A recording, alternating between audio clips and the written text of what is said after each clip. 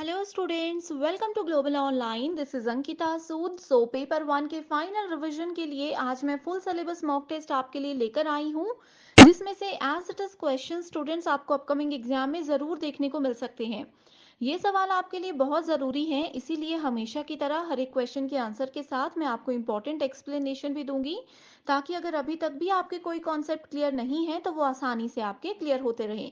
इसके अलावा स्टूडेंट्स, आपको इस मॉक टेस्ट में हर एक क्वेश्चन को पढ़ना है, वीडियो को पॉज करना है, खुद से उसको सॉल्व करने की कोशिश करनी है और उसके बाद फिर वीडियो को प्ले करते हुए आंसर को क्रॉस चेक करना है।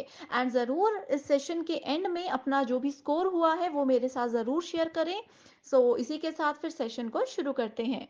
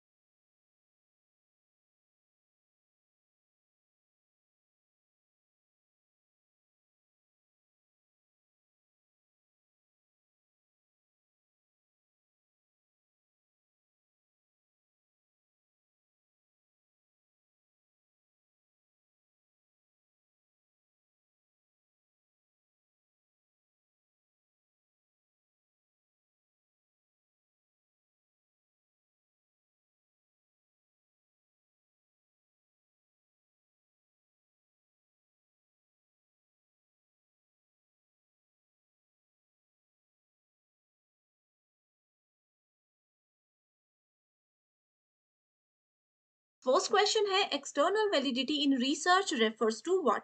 सो देखो, वैलिडिटी का मतलब होता है रिसर्च में एक बहुत इंपॉर्टेंट कैरेक्टरिस्टिक है ये, जो हमें बताती है कि रिसर्च के लिए हम जो भी प्रोसेस या जो भी प्रोसीजर फॉलो कर रहे हैं वो सही है या गलत।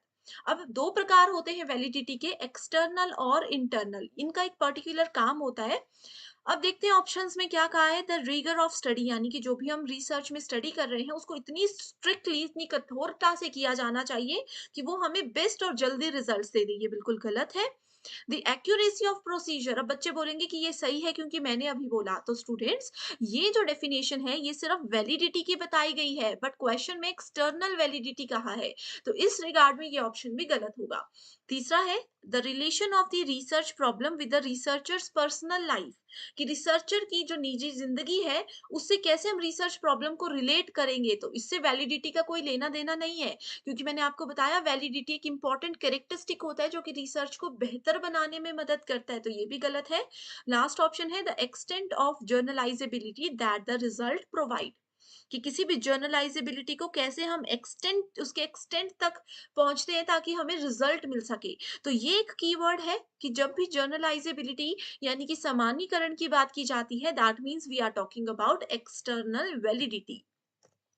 एंड इसी के साथ एक कीवर्ड है इंटरनल वैलिडिटी के लिए, जो कि है creditability.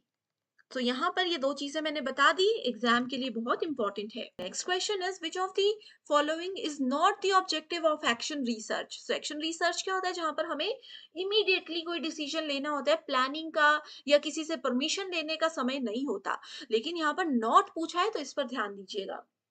Options are to improve the working condition of school, तो स्कूल की जो भी वर्किंग कंडीशन है, जो भी मैनेजमेंट है, उन सबके लिए एक्शन रिसर्च जरूरी होता है। यहाँ पर नॉट बोला है इसलिए ये गलत आंसर हो जाएगा।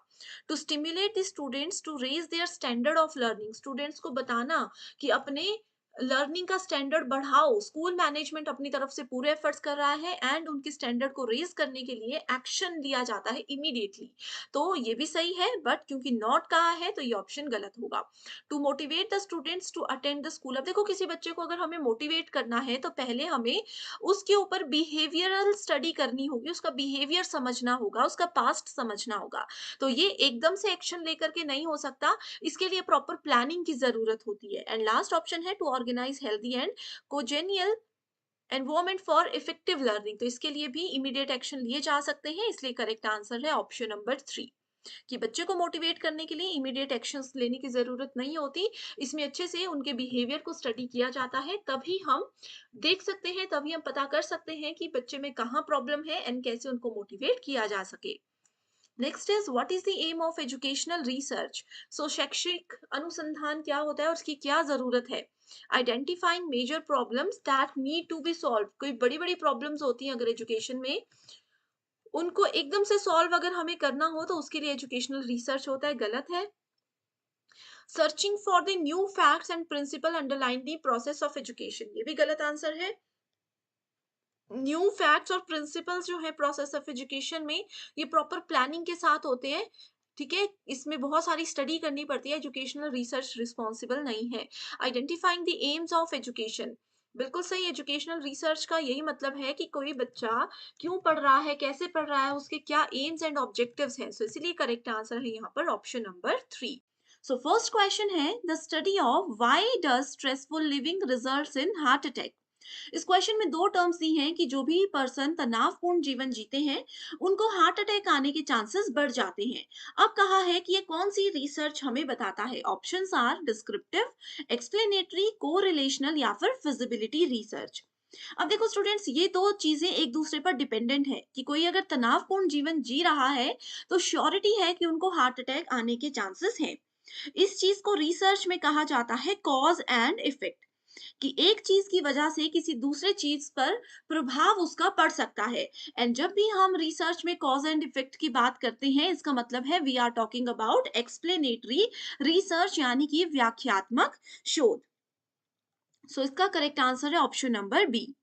Next question is the research stream of immediate application is. तो वो कौन सा रिसर्च होता है जिसमें इमीडिएटली हमें एक्शन लेना पड़ता है।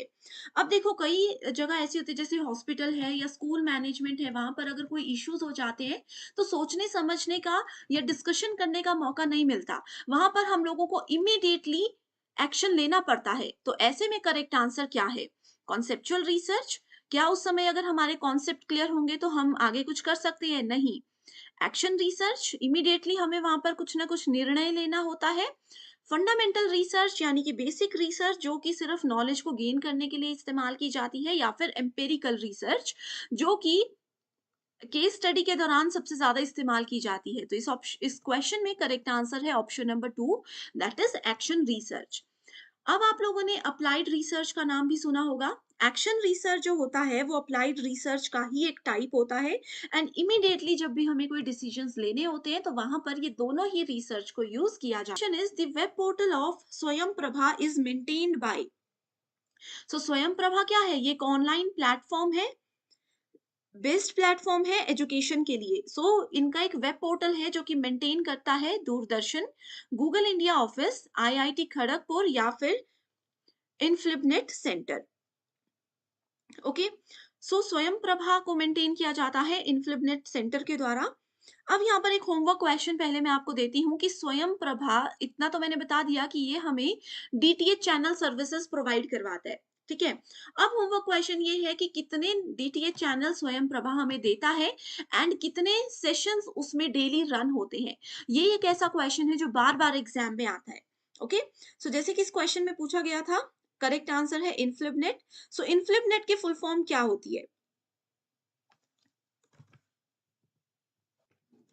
Information and library network. ठीक है, इंफॉर्मेशन एंड लाइब्रेरी नेटवर्क, ये होता है इनफ्लिबनेट सेंटर।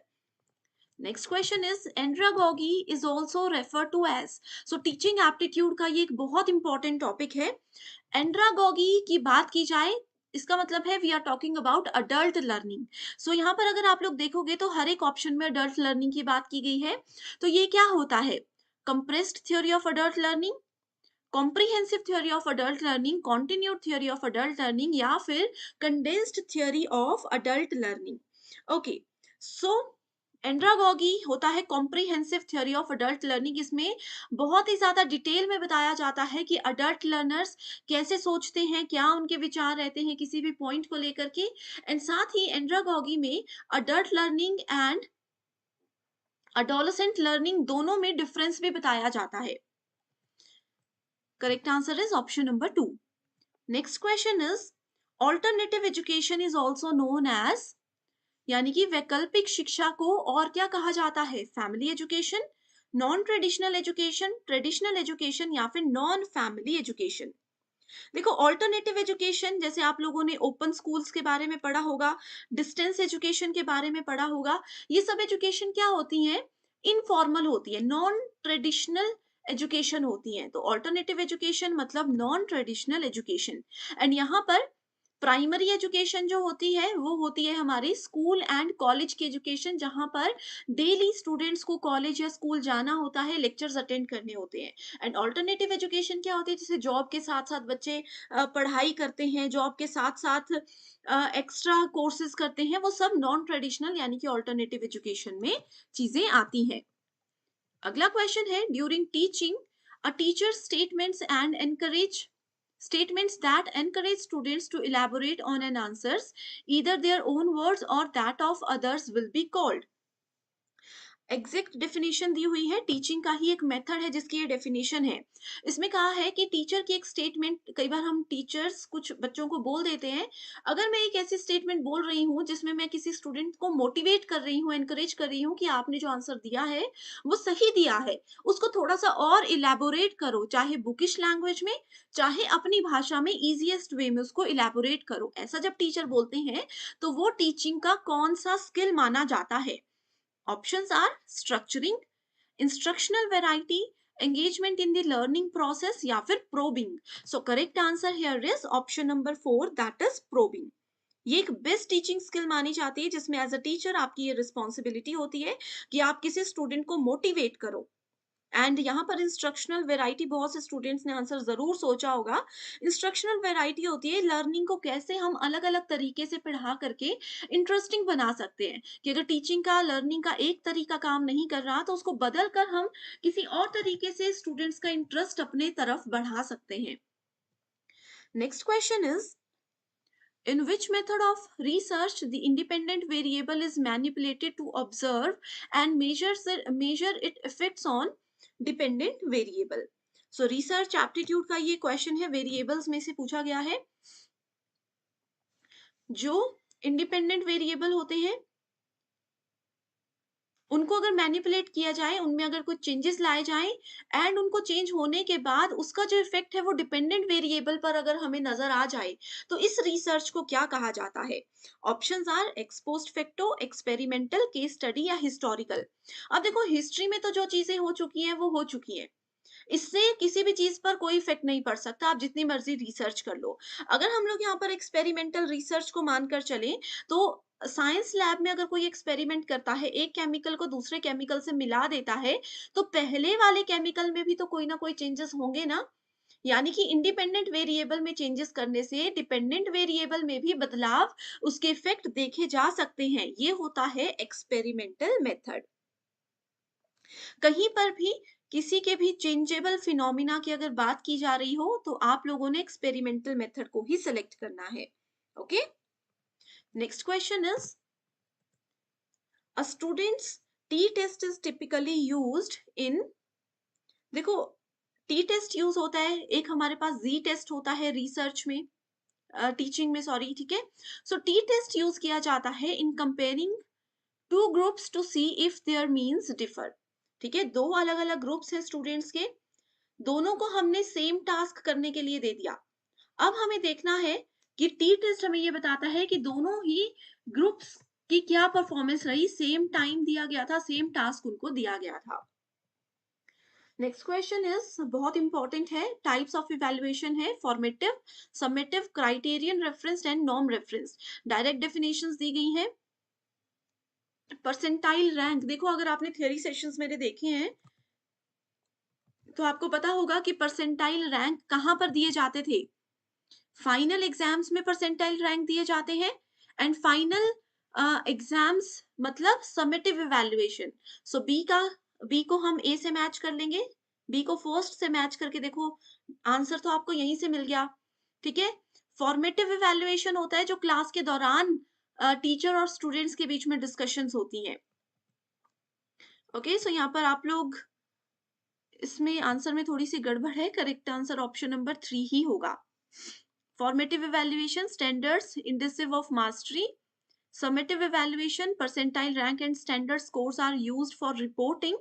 क्राइटेरियन रेफरेंस में क्राइटेरिया सेलेक्ट कर दिया जाता है, जैसे मैंने मान लिया कि जिन स्टूडेंट्स के 60% से ज्यादा मार्क्स होंगे सिर्फ मैं उन्हीं को पास करूंगी, तो ये क्राइटेरिया जहां पर सेट कर दिया जाता है, इट्स इंटेंशन टू जज लर्निंग स्टैंडर्ड्स, ठीक है।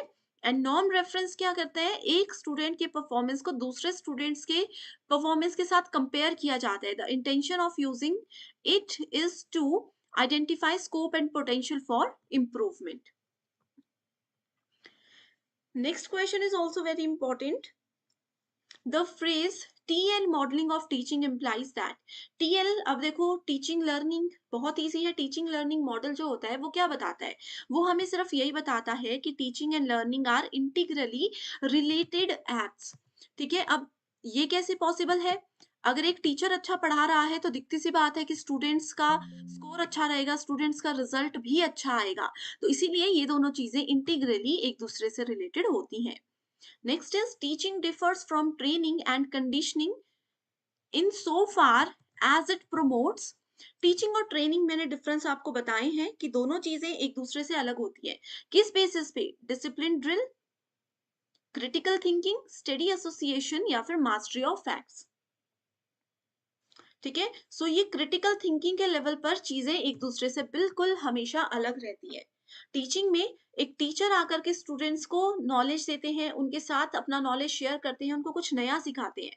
ट्रेनिंग एक शॉर्ट पीरियड के लिए चलता है, 1 ईयर या फिर कुछ मंथ्स के लिए। एंड कंडीशनिंग क्या होता है, जो ऑलरेडी इनबिल्ट या फिर ऑलरेडी चीजें किसी स्टूडेंट के पास हैं, उनको जो नॉलेज है उस चीज को एक बेटर वे में लेकर जाना। सो क्रिटिकल थिंकिंग ही इन चीजों को आपस में अलग करती है। Next question is, a proposal that may provisionally serve as a starting point for further research is known as, ठीक है। सो इसको कहा जाता है हाइपोथेसिस, थ्योरी, मॉडल या फिर प्रिंसिपल। रिसर्च को स्टार्ट करने के लिए एक इनिशियल लेवल पर इसको यूज किया जाता है, ये होता है hypothesis. Hypothesis steps of research में एक बहुत इंपॉर्टेंट रोल प्ले करता है। अब देखो, सबसे पहला रिसर्च में होता है, आप लोगों को प्रॉब्लम के बारे में पता होना चाहिए जिसका सॉल्यूशन आप लोग ढूंढना चाहते हो। उसके बाद क्या हो जाता है, आप लोगों को हाइपोथेसिस भी जनरेट करना पड़ता है, परिकल्पना करनी पड़ती है कि अब इसका सॉल्यूशन देने के लिए ये ट्रिक ट्राई करें, ये करें या फिर ये करें। तो एक हाइपोथेसिस एक ऐसा स्टेप होता है जहां से हमें आगे का रास्ता क्लियरली मिल जाता है। Next is, arrange the following steps in the process of hypothesis testing in proper sequence. So hypothesis testing के भी कुछ steps होते हैं। वैसे तो देखो, मैंने आपको बताया है कि steps of research होते हैं, उसी का एक पार्ट होता है hypothesis। अब hypothesis करने का भी कुछ rules होते हैं, कुछ steps होते हैं जो इस पेपर में पूछे गए हैं। ये सब प्रीवियस ईयर क्वेश्चंस हैं। ओके, सो हाइपोथेसिस के लिए सबसे पहले हमें सेटअप करना होता है नल या ऑल्टरनेटिव हाइपोथेसिस को। अगर इस चीज को हमने सेटअप कर लिया तो आगे की चीजें इजी हो जाती हैं। यहां से देखेंगे तो ये दो ऑप्शंस हमारे गलत हैं। उसके बाद select the level of significance, महत्व का स्तर हमें देखना है कि किस लेवल पर कितना इंपॉर्टेंस हमें किसी चीज को देना है। अगला है फिर हमारे पास सी या ई, दो ऑप्शंस है, ठीक है। तो सी बोलता है एस्टैब्लिश द डिसीजन रूल, निर्णय नियम को स्थापित करना कि ये हमारा डिसीजन रूल है, हमें इतने के बीच में ही काम करना है। या फिर अगला है सिलेक्ट टेस्ट स्टेटिस्टिक्स। तो करेक्ट आंसर होगा यहाँ पर कि हम सिग्निफिकेंस के लेवल को सेलेक्ट करने के बाद टेस्ट के स्टेटिस्टिक को सेलेक्ट करते हैं। अब हाइपोथेसिस सेलेक्ट करने के बाद हमें उसकी टेस्टिंग भी करनी जरूरी होती है, तभी उसको फाइनलाइज किया जा सकता है कि क्या जो हाइपोथेसिस हम सही मान रहे हैं वो एक्चुअल में सही है या नहीं है। ये टेस्टिंग बहुत ज्यादा जरूरी होती है। ओके, सो इसलिए करेक्ट आंसर क्या है, ऑप्शन नंबर 4। इसके बाद आप देख सकते हो, इसके बाद आता है establish the decision rule, then we have performance computations and last में कंक्लूजन को ड्रॉ किया जाता है। Next question is, when a sample is chosen because it is available to the researcher, it is known as what? So it is known as probability sampling, convenience sampling, systematic या फिर objective sampling। तो देखो, objective sampling नाम का तो कोई भी point research में होता ही नहीं है, ठीक है। कन्वीनियंस क्या होता है, आपके पास, अब मैं आपको बोल रही हूँ ना कि आप कल मुझसे मिलना, अब आप पूछोगे कि किस समय मिलना, मैं बोलूँगी अपने कन्वीनियंस के हिसाब से कभी भी आ जाना मुझसे मिलने। तो कन्वीनियंस होता है कि जो बेस्ट टाइम आपको सूट करता है, जो बेस्ट अवेलेबल फ्री टाइम आपके पास है। तो कन्वीनियंस सैंपलिंग भी ऐसे ही होता है जो अवेलेबल है। अब आपने रिसर्च के लिए कुछ ज़्यादा दिमाग नहीं लड़ाया, आपके पास जो अवेलेबल चीज़ें थी आपने उनको उठा लिया और अपना रिसर्च क्या कर दिया, डायरेक्टली स्टार्ट फिर यहाँ से कर दिया। ओके, सो ये बहुत इंपॉर्टेंट क्वेश्चन है, आगे भी हम सैम्पलिंग को डिटेल में देखेंगे। कन्वीनियंस सैम्पलिंग करेक्ट है। Which of the following curriculum development models come under technical scientific model? So देखो technical scientific model इतना important तो नहीं है, but फिर भी ये है टाबाज मॉडल, ये एक प्रीवियस ईयर क्वेश्चन है।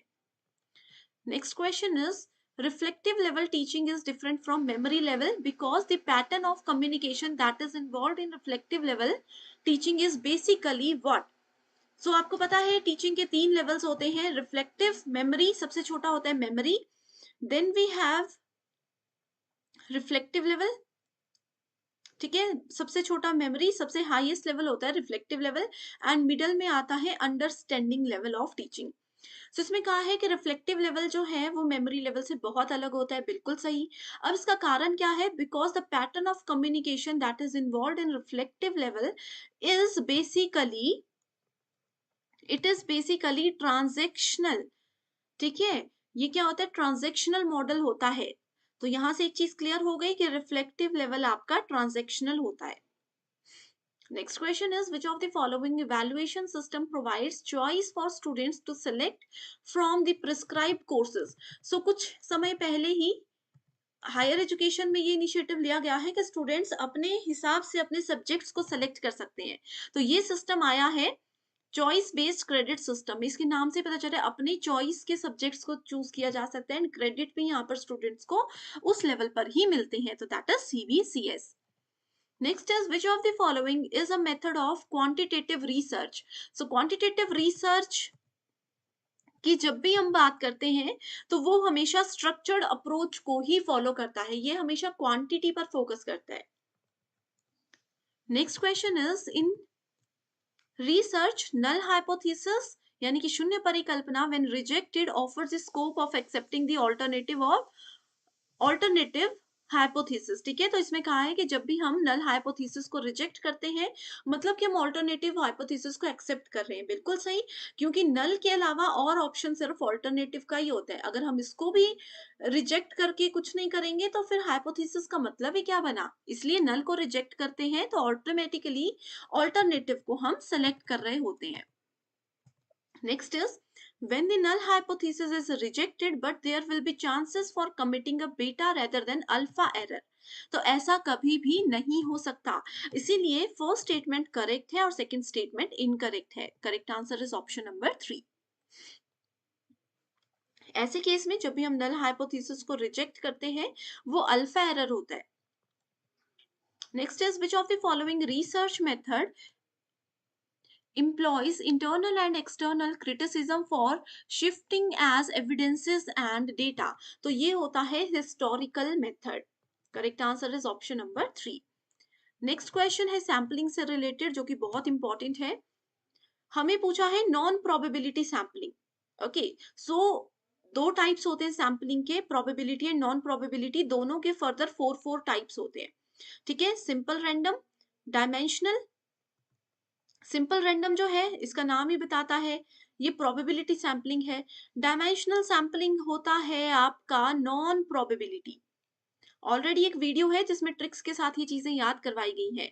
तो ऑप्शन नंबर 2 आ गया, देखो यहाँ पर ऑप्शन 1 है तो ये ऑप्शन गलत है, यहाँ पर भी 1 है तो ये भी गलत है, ठीक है। इसके बाद स्नोबॉल सैम्पलिंग, स्नोबॉल सैम्पलिंग भी नॉन प्रोबेबिलिटी होता है। Then we have cluster sampling, cluster sampling आता है आपका प्रोबेबिलिटी के अंदर। Then we have quota sampling that is also non probability and stratified sampling आ जाता है, ठीक है। So correct answer है ऑप्शन नंबर 2, 3 and 5। यहां से आप याद रख सकते हो नॉन प्रोबेबिलिटी है convenience, voluntary response, purposive and snowball. Already detailed video है, link will be in the link I will add in the description box. Next question is, a researcher studies the effect of peer group interaction on learning styles. The variable learning style in the study function is the dependent variable. ठीक है, निर्भर चर की as it is definition है. Which among the following is not a kind of plagiarism? So plagiarism क्या होता है? साहित्यिक चोरी होती है, जो कि रिसर्च के दौरान अगर की जाए तो वो एक अपराध के रूप में मानी जाती है. ठीक है, so इसमें क्या है? Not a kind. Patch writing, ऊपर से गलती करके उसको लिख देना, that is also a type of plagiarism. Unintended plagiarism. Accidental, accidental जो होता तो वो भी प्लेजरिज्म ही, इसमें नॉट पूछा है. डायरेक्ट भी एक टाइप ही है. अनटेन्ड प्लेजरिज्म यानी कि बेदाग साहित्यिक चोरी, उसको किसी भी तरीके की साहित्यिक चोरी नहीं माना जाता है. Next is, according to the behaviourist school of psychology the teacher is. So behaviourist theory जो होती है, बिहेवियरिस्ट स्कूल ऑफ साइकोलॉजी है, उसके हिसाब से वो बोलते हैं कि टीचर एक ऐसा पर्सन होता है जो कि स्टूडेंट्स के लेवल के हिसाब से, उनके इंटरेस्ट और उनके माइंडसेट के हिसाब से क्लासरूम के एनवायरनमेंट को क्रिएट करता है. यानी कि अगर छोटे बच्चे हैं तो पोएम्स के थ्रू, गानों के थ्रू, गेम्स के थ्रू उनको सिखाएंगे. बड़े बच्चे हैं तो उनको उस लेवल पर सिखाएंगे कि उनका प्रीवियस नॉलेज कितना है. तो इस हिसाब से यहाँ पर देखते हैं करेक्ट आंसर क्या है. Classroom facilitator, no. Store house of knowledge, ऐसा नहीं कि ज्ञान का भंडार है बस पटक दो बच्चों पर, ये भी गलत है. A leader in the classroom, teacher एक लीडर कभी भी नहीं होता है क्लासरूम में. ठीक है, लास्ट है creator of favourable learning conditions, एक ऐसा एनवायरनमेंट क्रिएट करना जहां पर बच्चे इंटरेस्ट के साथ चीजों को समझ भी सके और उनको पढ़ भी सके. Correct answer is option number 4. Next question है, application, analysis and synthesis are example of. So आपके पास जो नॉलेज है, आपने उस नॉलेज को अप्लाई भी किया, उसका विश्लेषण भी किया और फिर उसको सिंथेसिस यानी कि उसका संश्लेषण भी किया. तो ये किसका एग्जाम्पल होता है? हाईएस्ट लेवल अगर आप अपने थिंकिंग एबिलिटीज को लेकर जाते हो तो ही आप उस नॉलेज को अप्लाई कर सकते हो. देखो ये कहाँ से क्वेश्चन आया? लेवल्स ऑफ टीचिंग में से आया. मेमोरी लेवल में जो आप सीखते हो, क्या उस चीज को कहीं अप्लाई कर सकते हो? नहीं कर सकते. अंडरस्टैंडिंग लेवल में आप उसको थोड़ा सा डीपली समझते हो, लेकिन फिर भी आप नहीं समझते कि कैसे उसको अप्लाई करना है एंड कैसे उस चीज को एनालाइज करना है. सो यहाँ पर उसके बाद आता है आपके पास highest level, that is understanding level and reflective level. ठीक है, तो ये हाईएस्ट ऑर्डर थिंकिंग स्किल्स हमें बताता है जहां पर हम अपने नॉलेज को रियल लाइफ सिचुएशंस में अप्लाई कर सकते हैं और एनालाइज कर सकते हैं कि कहाँ कमी रही थी, कहाँ हमसे गलती हुई थी और कैसे उससे बाहर निकला जा सकता है. Takshashila is an important archaeological site and UNESCO declared it to a world heritage site in the year what? So Takshashila ancient Indian university है जो कि बुद्धिस्ट एजुकेशन के लिए बहुत ही ज्यादा फेमस थी. इस यूनिवर्सिटी को अब एज एन यूनिवर्सिटी तो कंसिडर नहीं किया जाता, ये यूनेस्को के द्वारा वर्ल्ड हेरिटेज साइट कंसिडर कर दी गई है. कौन से ईयर में ये डिक्लेरेशन हुआ था? इस एग्जाम में इस क्वेश्चन में पूछा गया है. अब देखो स्टूडेंट्स, ऑप्शंस है 1980, 90, 92 और 78. सो इसका करेक्ट आंसर बताने से पहले आपको ये भी बता देती हूँ कि तक्षशिला के साथ साथ नालंदा यूनिवर्सिटी को भी यूनेस्को ने वर्ल्ड हेरिटेज साइट बना दिया था एंड ये question as it is exam में आएगा. इसको 2009 में डिक्लेयर किया गया था एंड तक्षशिला को 1980 में वर्ल्ड हेरिटेज साइट डिक्लेयर कर दिया गया था. Next question is, which of the following universities through all university examinations open to girl in 1883? So देखो गर्ल्स के लिए कौन सी यूनिवर्सिटी ने सारे एग्जामिनेशंस जो है वो खोल दिए थे, यानी कि गर्ल्स को किसी भी तरीके के कॉलेज में एंट्री लेने के लिए एंट्रेंस एग्जामिनेशन नहीं देना पड़ता था. 1883 में ये कौन सी यूनिवर्सिटी ने शुरुआत की थी? ये इलाहाबाद थी, बॉम्बे यूनिवर्सिटी, दिल्ली यूनिवर्सिटी या फिर यूनिवर्सिटी ऑफ मद्रास. सो इस क्वेश्चन का करेक्ट आंसर है university of Madras. Okay okay students, यहाँ पे यूनिवर्सिटी ऑफ मद्रास नहीं होगा, करेक्ट आंसर है university of Bombay, option number 2. अब देखो यूनिवर्सिटी ऑफ मद्रास 1881 में काम किया था, सेम काम उन्होंने किया था. और बॉम्बे यूनिवर्सिटी ने 1883 में गर्ल्स के लिए सारे एग्जामिनेशन, एंट्रेंस एग्जामिनेशन बंद कर दिए थे. उसके बाद एक और इम्पॉर्टेंट पॉइंट है कि 1877 में कलकत्ता यूनिवर्सिटी कलकत्ता यूनिवर्सिटी ने जो मैट्रिकुलेशन यानी कि मैट्रिक्स का एग्जामिनेशन होता है वो भी गर्ल्स के लिए बंद करवा दिया था। तो ये कुछ इंपॉर्टेंट डेट्स हैं। Next question is, in ancient India education was free. क्या पुराने समय में जो एजुकेशन होती थी वो बिल्कुल फ्री होती थी? बिल्कुल सही है। सेकेंड स्टेटमेंट है, in ancient India education was centralised. So देखो, सेंट्रलाइज्ड एजुकेशन नहीं होती थी, एजुकेशन हमेशा नॉन सेंट्रलाइज्ड होती थी। इसमें बच्चों को बहुत ज्यादा कंफ्यूजन रहता है। अब देखो क्या होता था, सेंट्रलाइज्ड होता है कि किसी सिर्फ एक ही सब्जेक्ट का बच्चों को पढ़ाया जाएगा। जैसे आजकल सेंट्रलाइज्ड एजुकेशन होती है, कोई नॉन मेडिकल का बच्चा है उसको सिर्फ नॉन मेडिकल का ही नॉलेज होगा, बाकी चीजों के बारे में कुछ नहीं पता होगा। लेकिन अब उस समय एजुकेशन नॉन सेंट्रलाइज्ड होती थी, यानी कि आपकी इनर नॉलेज के साथ साथ, इनर डेवलपमेंट के साथ साथ आपकी आउटर डेवलपमेंट भी होती थी। आपके सब्जेक्ट्स के साथ साथ आपको एक्स्ट्रा वेद पुराण भी पढ़ाए जाते थे। इसलिए स्टेटमेंट 2 बिल्कुल गलत है और statement 1 is absolutely correct. Next question is, which of the following are logical steps for an instruction design system under MOOC. तो सबसे पहले मूक का पता होना चाहिए। मूक क्या होता है? मैसिव ओपन ऑनलाइन कोर्सेज होते हैं। यहाँ पर कभी भी कोई भी स्टूडेंट किसी भी कोर्स के लिए इजीली एनरोल हो सकते हैं। ओके, सो इसमें इंस्ट्रक्शंस दी जाती है। इंस्ट्रक्शनल डिजाइन के कुछ स्टेप्स होते हैं जो कि पूछे गए हैं।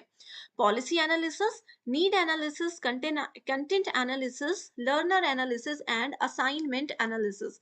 अब देखो, ये वाला क्वेश्चन इतना ज्यादा इंपॉर्टेंट क्यों है?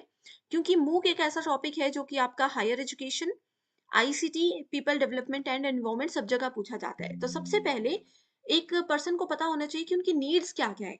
अगर आपको पता होगा आपकी क्या जरूरत है, क्या सीखना चाहते हो, तभी आप आगे बढ़ पाओगे। पहले नीड एनालिसिस है, then we have content analysis, then learner analysis, और यहाँ पर आप देख सकते हो ये 3 ही स्टेप्स इसमें होते हैं। Next question is, the University of Calcutta, Bombay and Madras were to set up on the model of what? So ये तीनों यूनिवर्सिटीज कौन से मॉडल पे सेटअप हुई थी? Oxford university, Cambridge, university of London या फिर university of Edinburgh. So correct answer से पहले ईयर बता देती हूँ कि जो भी ये सेटअप हुआ था ये 1857 में सेटअप हुआ था, एंड यूनिवर्सिटी कैम्ब्रिज यूनिवर्सिटी के पैटर्न को इसमें फॉलो किया गया था। Next is, as per NEP 2020, gross enrollment ratio GER is sought to be achieved to the extent of 50% by what?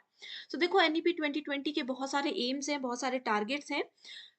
इन्होंने कहा था कि 50% हम अपना ग्रॉस एनरोलमेंट रेशो की, इसमें कितने बच्चे एनरोल हो जाएंगे, उसका एक इन्होंने टारगेट रखा है 50% का। वो कब तक अचीव करने वाले हैं?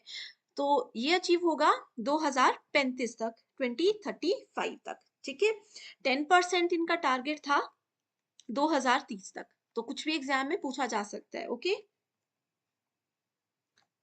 Next question is, the government of India created department of science and technology in the year. So department of science and technology government of India ने बनाया था। अब देखो, इसके नाम से पता चल रहा है अपने साइंस और टेक्नोलॉजी। आज के समय में चंद्रयान ये सब इंडिया ही तो कर रहा है ना? कैसे साइंस और टेक्नोलॉजी को बढ़ावा दिया जाए, कैसे उन पर मेजर फोकस करके लोगों का इंटरेस्ट उस तरफ बढ़ाया जाए, इसीलिए department of science and technology को बनाया गया था 1971 में, जो कि मई के मंथ में एस्टैब्लिश हुआ था। Next question is, the ancient system of education in India included education of which of the following ancient text. So ancient text की जब भी हम बात करते हैं तो डायरेक्टली आपको पता होना चाहिए कि हम धर्मसूत्र की बात कर रहे हैं। ठीक है, next question is, according to NEP 2020, India will be promoted as global study destination, providing premium education at affordable cost, thereby helping to restore its role as what? So देखो, NEP 2020 ये बोलता है कि ग्लोबल स्टडी डेस्टिनेशन में India का नाम भी आ जाना चाहिए प्रीमियम एजुकेशन के लिए, यानी कि बेस्ट एजुकेशन के लिए। ठीक है, एंड इसका जो भी अफोर्डेबल कॉस्ट है वो सब गवर्नमेंट लेने को तैयार है। एंड इसमें इसका रोल क्या होगा? इसका रोल होगा विश्व गुरु के नाम से इंडिया को जाना जाएगा। ये एनईपी 2020 का एक टारगेट है। अगला क्वेश्चन है, who among the following founded the Imperial Library which he wanted to see as a future Bodleian Library और British Museum of the East. ठीक है, ये क्वेश्चन इतना ज्यादा इंपॉर्टेंट नहीं है, बस उसको देख लीजिए। करेक्ट आंसर है Lord Curzon. Next is very important question, Which of the following specific programs are initiated by UGC for the promotion of values and ethical practices? So UGC ने कुछ इनिशिएटिव लिए हैं जिससे कि वो विशिष्ट कार्यक्रम को जिससे कि वो मूल्य और नैतिक प्रथाएं जो हैं इंडिया में उसको बढ़ा सके। तो उसका करेक्ट आंसर क्या है? ऑप्शंस आर जीवन कौशल, सेकंड इज दीक्षारंभ, विश्व भारत, गुरु दक्षता, विश्व दर्शन। सो जीवन कौशल भी है, then we have Deeksharambh and last is Guru Dakshata. ये तीन चीजें हैं बहुत इंपॉर्टेंट। ठीक है, नैतिकताओं के बारे में बच्चों को जो सिखाया जाएगा वो इन्हीं की मदद से सिखाया जाएगा, ऐसा यूजीसी ने डिसाइड किया है। Next is what is the full form of NCIVE? सो इस तरीके के फुल फॉर्म्स आपको डायरेक्टली पता होनी चाहिए। It stands for national committee for the integration of vocational education. Vocational education क्या बोलती है कि अपना जो डेली के सब्जेक्ट्स हैं, medical, non medical, whatever the subjects we have, उनके अलावा हमें वोकेशनल एजुकेशन यानी कि एक्स्ट्रा जो आपके इंटरेस्ट के सब्जेक्ट्स हैं, जैसे वोकेशनल में आपको कंप्यूटर्स हो सकता है, अगर जिन स्टूडेंट्स को आगे वेब डिजाइनिंग में जाना है, जिन लोगों को मैकेनिकल साइड इंटरेस्ट है उनको मैकेनिकल इंजीनियरिंग के बेसिक्स, जिनको नर्सिंग में जाना है उनके नर्सिंग के बेसिक्स सिखाए जाते हैं। तो इसीलिए वोकेशनल एजुकेशन जरूरी है एंड इसके लिए कमेटी बनाई गई है, that is called national committee for the integration of vocational education. Her government school में ये अभी प्रोग्राम रन हो रहा है बहुत सालों से। Which of the following are the state universities of India? Very important question. State, center और जितने भी प्राइवेट पब्लिक यूनिवर्सिटीज हैं नाम इनके याद रख लीजिए। स्टेट यूनिवर्सिटीज में सबसे पहला नाम जो आता ही है वो है सरदार पटेल यूनिवर्सिटी गुजरात, दूसरा है आचार्य नागार्जुना यूनिवर्सिटी आंध्र प्रदेश और तीसरा है गुवाहाटी यूनिवर्सिटी आसाम। ये तीन नाम स्टेट के नाम पर बहुत ही ज्यादा फेमस हैं। देखो ये करेक्ट आंसर इजीली आपको मिल गया। ओके, यही क्वेश्चन बार बार आता है। अब होमवर्क क्वेश्चन ये देती हूँ कि बताइए Nagaland university and Sikkim university, ये स्टेट है, सेंटर है, कौन सी यूनिवर्सिटीज की कैटेगरी में आती है? एग्जाम में यही क्वेश्चन आएगा, देख लेना। Okay, next is which of the following are included among the institutes of agricultural research? Agricultural research के इंस्टीट्यूट में कौन कौन से आते हैं नाम? ये आते हैं Indian council of agricultural research, Indian institute of food technology and Indian dairy research institution. यहाँ पर किसी भी तरीके की एग्रीकल्चरल मार्केटिंग के बारे में नहीं है। ठीक है, बाकी ऑप्शंस बहुत इजी थे। According to NEP 2020, the first vertical of Higher Education Commission of India will be the, so इनके हिसाब से एजुकेशन को बेहतर बनाने के लिए सबसे पहला वर्टिकल क्या होना चाहिए? ये होना चाहिए नेशनल एजुकेशन रेगुलेटरी काउंसिल, कि नेशनल लेवल की एजुकेशन जो है उसको रेगुलेट, उसको शुरू कैसे किया जाए, इन सब चीजों का प्लान करना। Okay, so NHERC is the correct answer. दूसरी शिफ्ट में ये क्वेश्चन ऐसे पूछा गया था कि नेशनल एजुकेशन रेगुलेटरी काउंसिल जो है ये किस कमीशन के द्वारा NEP के अंडर डिक्लेयर की गई थी? तो आपका आंसर होना चाहिए हायर एजुकेशन कमीशन के अंदर। ठीक है, next is Zhuang visited India and became student of Takshila University। तो क्या ये सही है? बिल्कुल ठीक है, ये बिल्कुल गलत है क्योंकि Zhuang तक्षशिला यूनिवर्सिटी के स्टूडेंट नहीं थे। Zhuang visited India and became student of योग शास्त्र, ये ऑप्शन बिल्कुल सही है। वो तक्षशिला में नहीं पढ़े थे, वो योग शास्त्र के स्टूडेंट थे। ठीक है, so correct answer is option number 4। NITI Aayog, very interesting and very important topic. So NITI Aayog is neither a constitutional nor statutory body. बिल्कुल सही है, ना ये कॉन्स्टिट्यूशनल है ना स्टैट्यूटरी बॉडी है। ये कौन सी बॉडी है? ये प्लानिंग कमीशन। देखो पहले हमारे पास एक प्लानिंग कमीशन होता था, बताइए कौन से ईयर में प्लानिंग कमीशन को बंद कर दिया गया, खत्म कर दिया गया? प्लानिंग कमीशन होता था उसको बंद कर दिया गया और उसी साल कुछ ही समय में नीति आयोग को चालू कर दिया गया। तो नीति आयोग भी प्लान करता है, लेकिन ना ये स्टैट्यूटरी बॉडी है ना ही कॉन्स्टिट्यूशनल है। ओके, अगला स्टेटमेंट है नीति Aayog is a policy think tank of government of India. तो ये थिंक टैंक है, ये हेल्प करता है सिर्फ सोचने में, डिसीजन लेने में, आगे उस पर कैसे काम करना है ये उनकी रिस्पॉन्सिबिलिटी नहीं होती। So correct answer is option number 1, both the statements are true. Next is IGNOU hosts secretariats of the SAARC consortium on open and distance learning, जिसको सैकोडिल कहा जाता है and the global mega university network initially supported by, so ये दो initiative की बात की गई है, SACODIL and global mega university network. इन दोनों को सपोर्ट किसने किया था? इन दोनों को यूनेस्को ने सपोर्ट किया था एंड होस्ट किया था इग्नू ने। तो ये क्वेश्चन भी एज इट इज गोल गोल करके पूछा गया है 2 से 3 बार। Next is what is the full form of Samanvay? ठीक है, तो ये बहुत इंपॉर्टेंट क्वेश्चन है। इसकी फुल फॉर्म है skill assessment matrix for vocational advancement of youth. So देखो स्टूडेंट्स, यहाँ पर एक चीज मैं आपको क्लियर कर देती हूँ कि वोकेशनल एजुकेशन से रिलेटेड जितने भी इनिशिएटिव्स हैं या जितने भी ऐसे छोटे छोटे प्रोग्राम्स हैं वो कब बनाए गए, उनकी फुल फॉर्म्स और कौन उनके लिए रिस्पॉन्सिबल है, मिनिस्ट्री कौन सी उनके लिए रिस्पॉन्सिबल है, ये जरूर पढ़कर जाना। अगर ये चीजें अभी तक नहीं पढ़ी हैं, इस पे सेपरेट वीडियो चाहिए तो कमेंट करके मुझे बता दीजिए। नेक्स्ट क्वेश्चन है technical education in is that which emphasizes on learning on teaching, learning on techniques as technical procedures and necessary skills, and aims at preparing technicians usually above the secondary level. There is no distinction between vocational education, industrial and technical education. So यहाँ पर देखो ये है statement 1 लिखा हुआ, ठीक है। Statement 1 बिल्कुल ट्रू है और स्टेटमेंट गलत है, ठीक है। इसमें कहा है कि नो डिस्टिंक्शन बिटवीन, यहाँ पे नो नहीं होगा, डिस्टिंक्शन होती है वोकेशनल, इंडस्ट्रियल और टेक्निकल एजुकेशन के बीच में। ओके, अंतर होता है, तीनों बिल्कुल डिफरेंट डोमेन पे काम करती हैं, तीनों का बिल्कुल डिफरेंट रोल्स होते हैं। सो correct answer is option number 3। सो इस क्वेश्चन में पूछा गया है which of the following statements best describe brainstorming method of teaching. So brainstorming teaching का मेथड एक बहुत ही ज्यादा इंटरेस्टिंग वे होता है जिसमें किसी भी स्टूडेंट के क्रिएटिविटी लेवल को हम चेक करते हैं एंड उसको बढ़ाया जाता है। इसमें बहुत सारे पार्टिसिपेंट्स तो नहीं होते, लेकिन 6 से 10 स्टूडेंट्स एक बार में पार्टिसिपेट कर सकते हैं। उनको कोई भी एक टॉपिक दे दिया जाता है, रैंडम टॉपिक हो सकता है, जनरल टॉपिक हो सकता है, जिसको लेकर के वो नए आइडियाज को जनरेट करते हैं। सो ऑप्शंस गिवन है production of large number of ideas, के इसमें जितने पार्टिसिपेंट्स होते हैं वो बहुत सारे आइडियाज, बहुत सारे विचार एक दूसरे के साथ शेयर करते हैं। सेकंड है small step presentation with feedback provided, यानी कि इसमें छोटे छोटे स्टेप्स के साथ साथ फीडबैक भी दिया जाता है हर स्टेप के बाद। Content delivery in liquid language, स्पष्ट भाषा में किसी भी चीज को प्रेजेंट किया जाता है।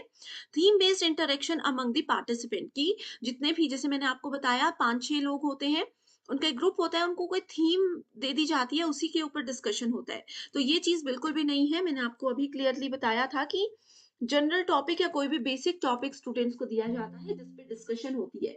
एंड डिस्कशन इसलिए होती है किसी टॉपिक से रिलेटेड बहुत सारे आइडियाज, क्योंकि ब्रेनस्टॉर्मिंग मेथड जनरेट करने में हमें हेल्प करता है। सो करेक्ट आंसर है option number 1। Next question is the channel of स्वयं प्रभा आर अपलिंक्ड फ्रॉम बायसैग। ओके, सो यहाँ पर कहा है कि स्वयं प्रभा के जितने भी 40 डीटीएच चैनल है लेटेस्ट डेटा के हिसाब से, वो बायसैग के द्वारा अपलिंक किया जाता है, वही इसको हैंडल करते हैं। तो बायसैग कहाँ पर सिचुएटेड है? औरंगाबाद, हैदराबाद, गांधीनगर या बेंगलोर? तो ये बेसिक स्टेटमेंट है, पहली लाइन होती है स्वयं प्रभा की कि बायसैग गांधीनगर के द्वारा मैनेज और हैंडल किया जाता है। एंड पहले आपने देखा होगा इसमें 32 डीटीएच चैनल्स थे, फिर इसको बढ़ा करके 34 किया गया और 2023 में ये 40 डीटीएच चैनल्स को हैंडल करता है। Next is which of the following statements best describe summative evaluation in evaluation procedures. तो यहाँ पर योगात्मक मूल्यांकन की बात की गई है। अब किसी भी चीज की समरी कब होती है? किसी, हम बोलते हैं ना कि पूरा चैप्टर आज मैंने आपको पढ़ा लिया, पूरा टॉपिक एक यूनिट मैंने आपको पढ़ा ली और मैंने बोला समराइज करो। समरी किसी चीज की एंड में होती है। वैसे ही इवैल्यूएशन जो है, समेटिव इवैल्यूएशन, वो हमेशा एंड में ही काम करता है। अब एंड में क्या होता है, आप लोगों का पूरा साल खत्म हो गया, एंड में आपके फाइनल एग्जाम होते हैं, ठीक है। तो ये समेटिव इवैल्यूएशन होता है जो आपके फाइनल एग्जामिनेशन होते हैं। सो ऑप्शंस देखते हैं। The teacher clarifies the doubts of the students in the class itself, तो क्लास में तो नहीं होता, मैंने अभी बताया एंड में होता है। आगे है a teacher awards grades to the students after having transacted the course work, कि कोर्स पूरा होने के बाद स्टूडेंट्स को मार्क्स या ग्रेड्स दिए जाते हैं टीचर के द्वारा।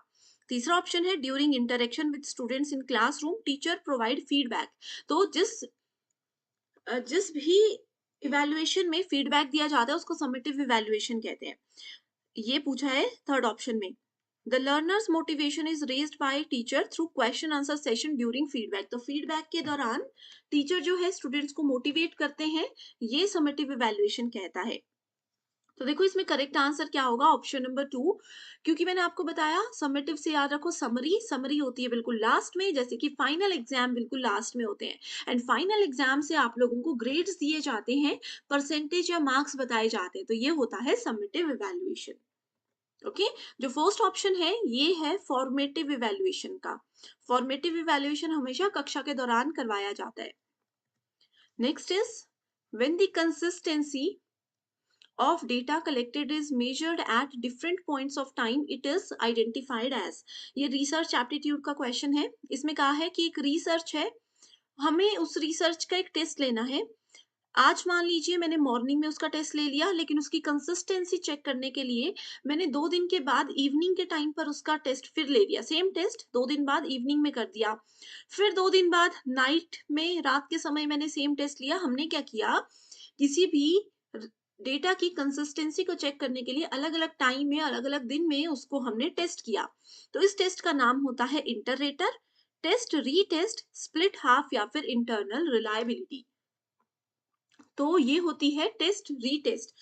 आपको पता है एक ही टेस्ट को बार बार कंडक्ट कराया गया, ठीक है। सो टेस्ट रीटेस्ट स्प्लिट हाफ में होता है, एक टेस्ट को 2 हिस्सों में बांटा जाता है और अलग अलग डोमेन में काम करवाया जाता है। ऑलरेडी इन सब पे डिटेल्ड वीडियो है, अगर आपने नहीं देखी है, ये कॉन्सेप्ट्स क्लियर नहीं है, तो मैं आपको लिंक डिस्क्रिप्शन बॉक्स में ऐड कर दूंगी, उस वीडियो को जरूर देख लीजिए।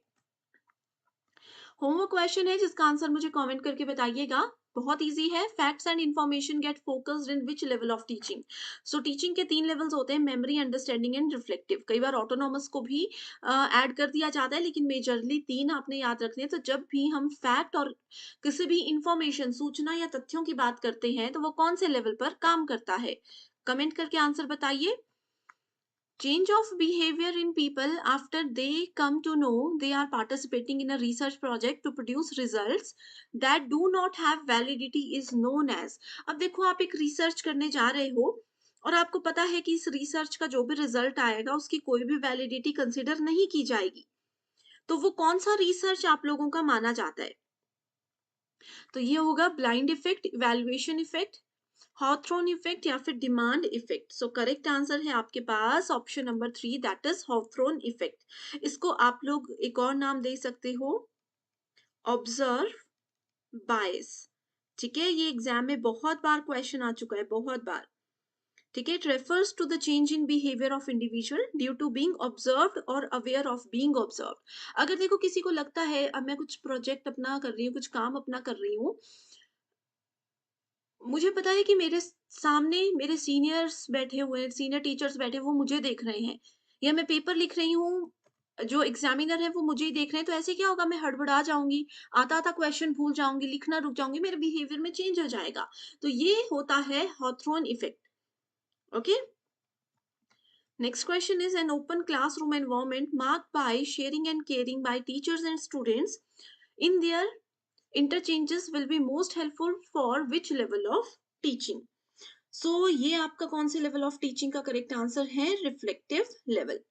क्यों, देखो reflective level highest level of teaching होता है, जहां पर टीचर ही सिर्फ बोल रहे होंगे, वो होगा memory level.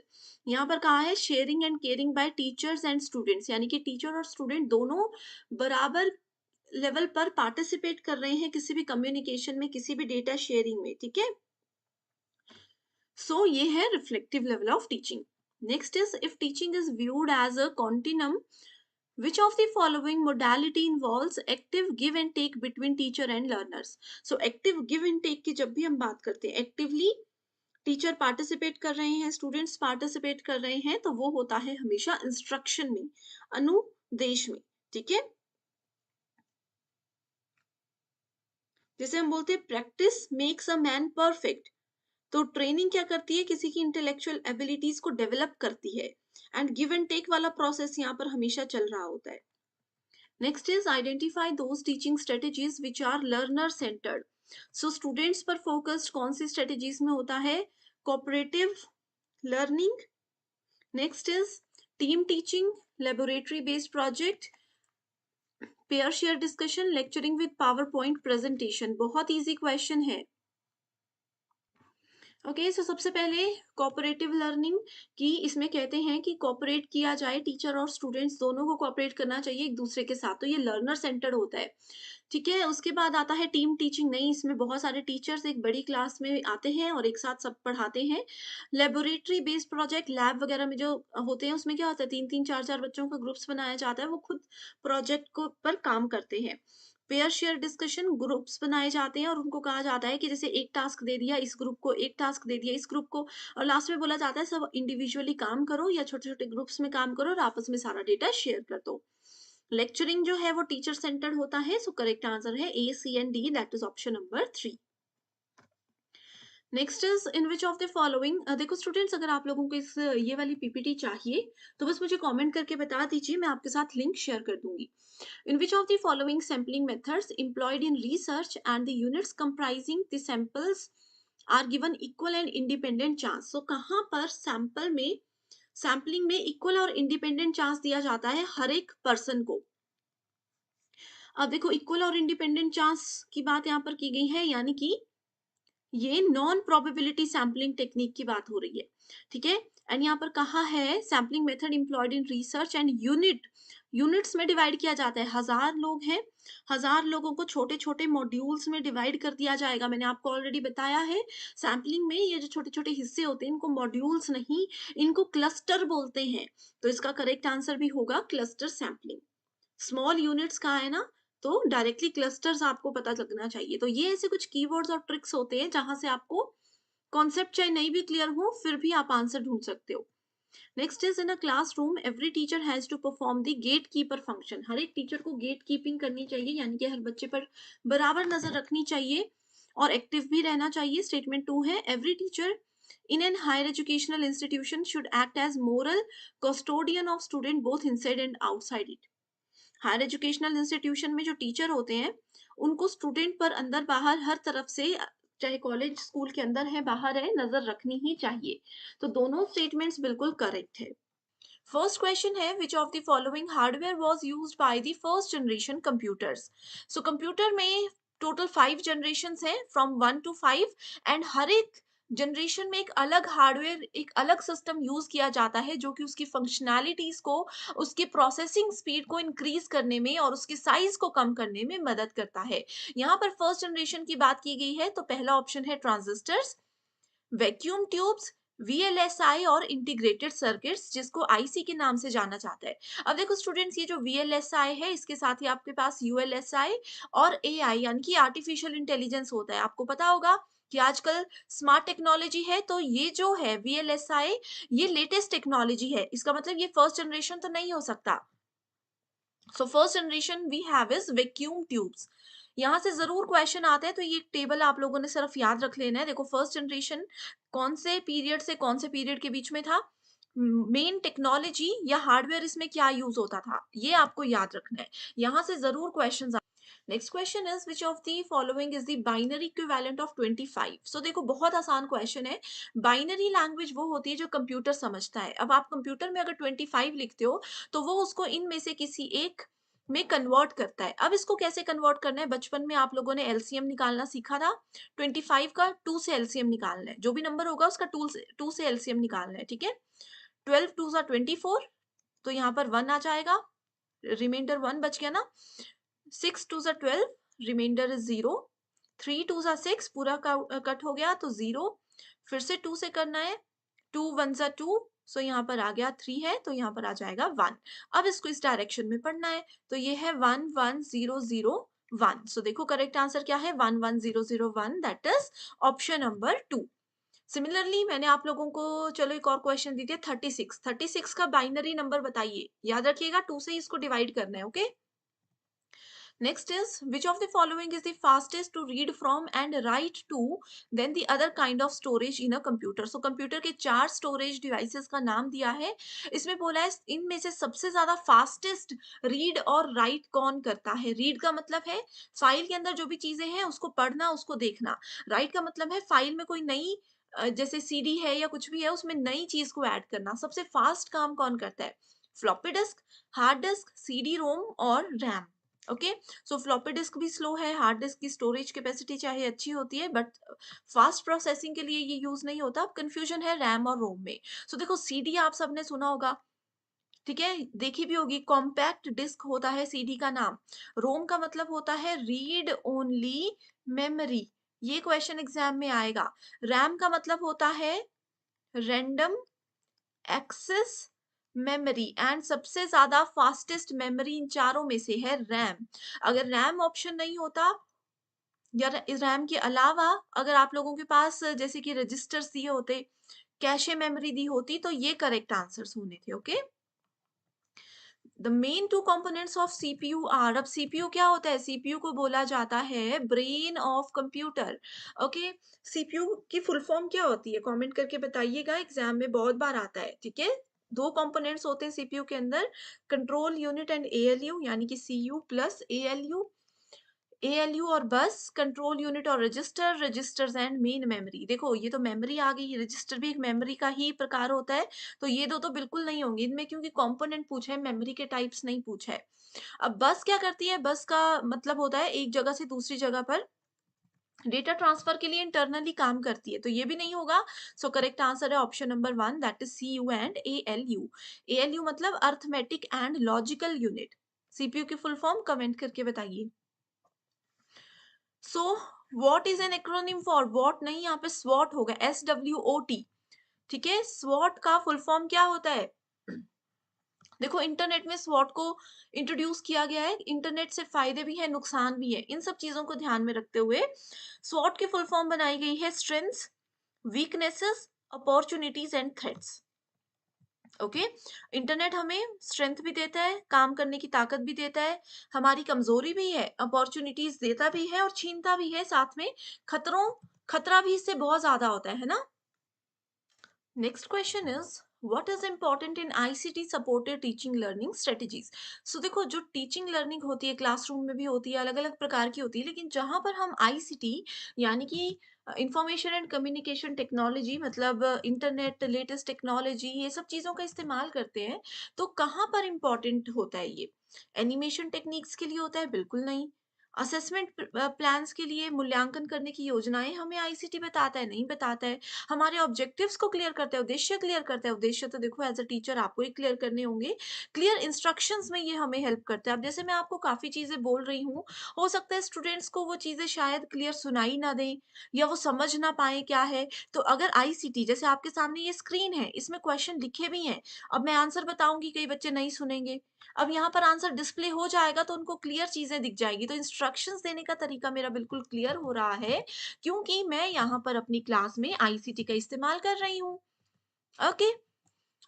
Which one of the following acronyms matches incorrectly with their full forms? तो यहाँ पर चार फुल फॉर्म्स दी गई हैं, बहुत कॉमन टर्म्स हैं, आपको बताना है कौन सी गलत है।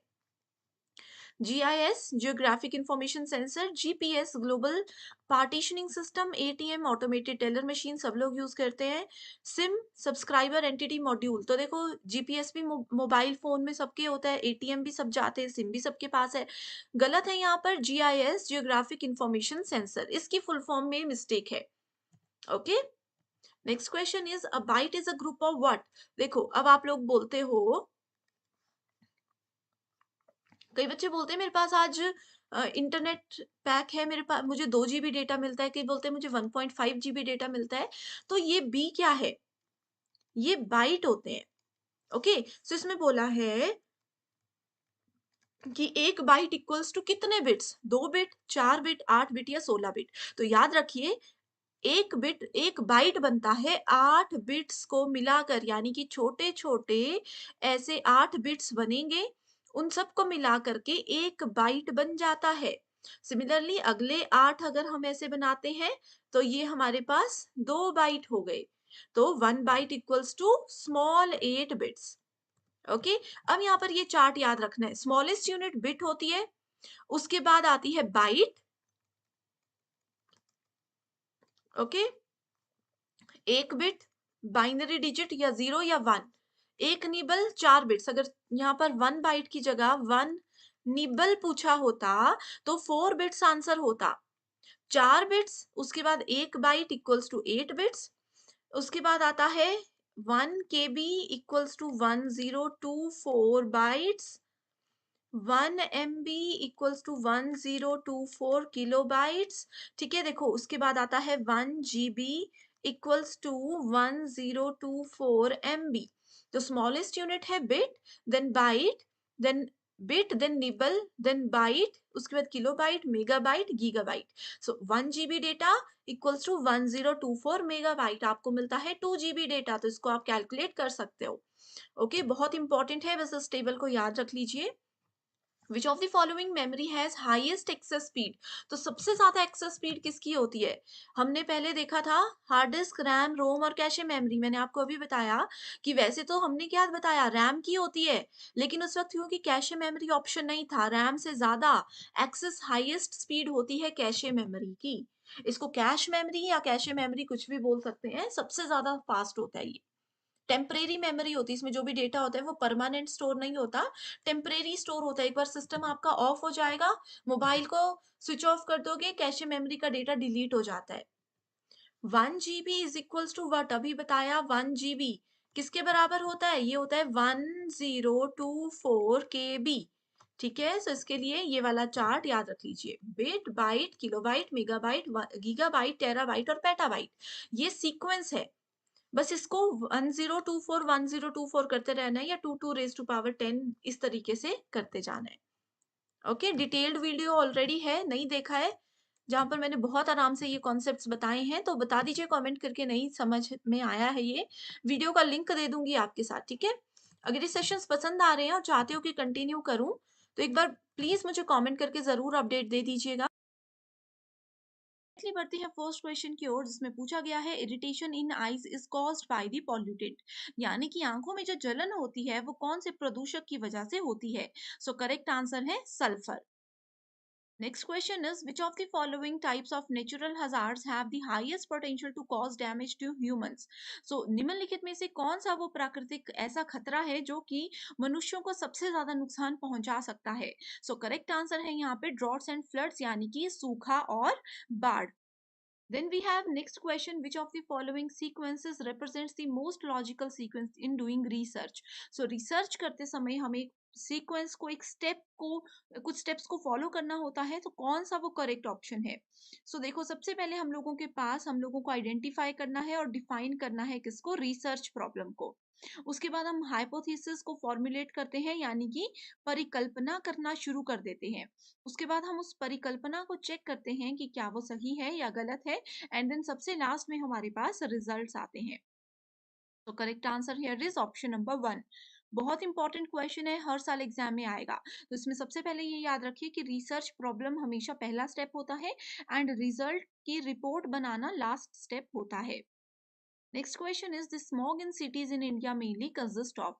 भारत के शहरों में जो स्मॉग होता है उसमें कौन कौन सी चीजें होती हैं? सो उसमें होते हैं oxides of nitrogen and unburned hydrocarbon. Next question is plant suitable for biomonitoring of sulfur dioxide pollution is. So sulfur dioxide प्रदूषण की जैव निगरानी के लिए कौन से पौधे की सबसे ज्यादा जरूरत होती है? तो इसका करेक्ट आंसर है व्हाइट पाइन, यानी कि सफेद चीड़ का पेड़। Then we have moss and lichens, यानी कि काई और लाइकेन जिसको हम लोग बोल सकते हैं। सो ये कुछ ऐसे प्लांट्स हैं जो कि बायो मॉनिटरिंग अगर हमें करनी है सल्फर डाइऑक्साइड पॉल्यूशन की, तो उसमें बहुत ही ज्यादा मदद करते हैं। ये क्वेश्चन ऐसा है कि पिछली बार एग्जाम में थोड़ा घुमा के पूछा गया था, ये वाला क्वेश्चन का पार्ट था एंड ये ऑप्शंस का पार्ट था, तो आप लोगों को क्वेश्चंस को भी अच्छे से पढ़कर जाना है, ठीक है? Next question is plagiarism in researches.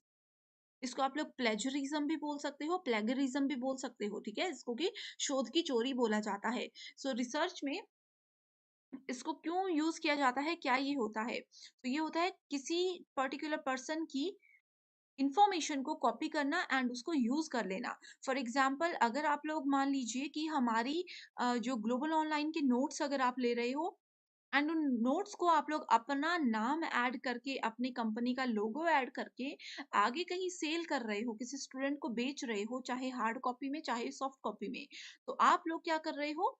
Plagiarism कर रहे हो, यानी कि आपने क्या किया, हमारे कंटेंट को कॉपी किया और अपना नाम देकर उसको आप आगे सेल कर रहे हो, तो इसकी एक बहुत बड़ी सजा भी हो सकती है। तो रिसर्च के दौरान आपको ये चीजें याद रखनी चाहिए। अगला क्वेश्चन है, मैच द फॉलोइंग से related, ozone hole, green house effect, natural hazard and sustainable development goals. So sustainable development goals आप लोगों को जरूर पढ़कर जाना है, बहुत इंपॉर्टेंट ये चीज है। तो ओजोन होल जो है that is directly related to UV radiations. Then we have greenhouse effect, so ये मीथेन से कनेक्ट होता है। नेचुरल हजार्ड जो है सुनामी है, ठीक है, आप लोगों ने सुनामी सुना होगा, ये नेचुरल हजार्ड है, इसकी मदद से आप इजीली करेक्ट आंसर को आइडेंटिफाई कर सकते थे। Then we have sustainable development goal जो कि इको सेंट्रिज्म होता है। अगला क्वेश्चन असर्शन रीजन बेस्ड है, जो कि एक कॉमन पैटर्न है, एनटीए के एग्जाम्स में बहुत बार पूछा जाता है। Climate change is going to increase social tension in India. तो क्लाइमेट चेंज से क्या होता है, सोशल, जो क्लाइमेट चेंज हो रहा है उससे सामाजिक तनाव बढ़ने के बहुत ज्यादा चांसेस है इंडिया में। इसका कारण ये बताया गया है कि जो फ्रीक्वेंसी और इंटेंसिटी है, यानी कि उसकी आवृत्ति और तीव्रता जो है वेदर चेंज की, विल हैव सीरियस कॉन्सिक्वेंसेस, ठीक है। तो इसका करेक्ट आंसर क्या है, ऑप्शन नंबर 1 की दोनों ही स्टेटमेंट सही बोल रही है। एंड इस वाली स्टेटमेंट का कारण ये हो सकता है। अगला क्वेश्चन है, the biggest hindrance in using biomass as a major energy source is, तो large amount of land required to grow energy crops जो है इसका एक मेजर रीजन हो सकता है। Next question is, climate change is going to increase social tension in India, ये हमने ऑलरेडी डिस्कस कर लिया है। नेक्स्ट है, match list 1 and list 2 and identify the correct code. ठीक है, सो यहाँ पे world health day, population day, ozone day and AIDS day. सो आप लोगों को स्टूडेंट्स मैं बता दूं कि करंट अफेयर से रिलेटेड ऐसे क्वेश्चन जरूर पूछे जाते हैं। जैसे कि अगर हम यहाँ पे बात करें, वर्ल्ड हेल्थ डे जो है वो 7 अप्रैल को मनाया जाता है। सो आप लोगों के एग्जाम में ऐसे पूछा जा सकता है कि वर्ल्ड हेल्थ डे की 2023 की थीम क्या थी, 2022 की थीम क्या थी, एंड कौन सी कंट्री में इसको सेलिब्रेट किया गया, कौन इंडिया में अगर ये सिर्फ मनाया जाता है तो कौन से स्टेट ने या फिर कौन सी सिटी ने इस बार इसको होस्ट किया। तो ये चीजें आपको पता होनी चाहिए, स्पेशली ये डेज और उनकी जो थीम होती है। तो इस चीज को आप लोग नोट कर लीजिए एंड आप लोग बिल्कुल भी परेशान मत होइएगा इन चीजों के लिए। हम लोग जल्दी ही आपके लिए करंट अफेयर की लेक्चर सीरीज शुरू करने वाले हैं, जो कि डेफिनेटली आप लोगों को मदद करेगी। Okay, one below is a proposition जिसमें कि पूछा गया है, Mahatma Gandhi is called the father of nation, यानी कि महात्मा गांधी को राष्ट्रपिता कहा जाता है। इसमें हमें बताना है कि क्लासिकल कैटेगोरिकल प्रोपोजिशन कौन सा यूज किया गया है। Options are universal affirmative and particular affirmative. So universal, जहां पे यूनिवर्स आ गया इसका मतलब है कि हम सबके बारे में बात कर रहे हैं, यानी कि we are talking about all. Next is particular, particular मतलब हम सबके बारे में बात नहीं कर रहे, हम कुछ लोगों या कुछ चीजों के बारे में बात कर रहे हैं, that means we are talking about some percentage, some part of that statement, right. So यहाँ पे बोला गया है महात्मा गांधी को राष्ट्रपिता कहा जाता है।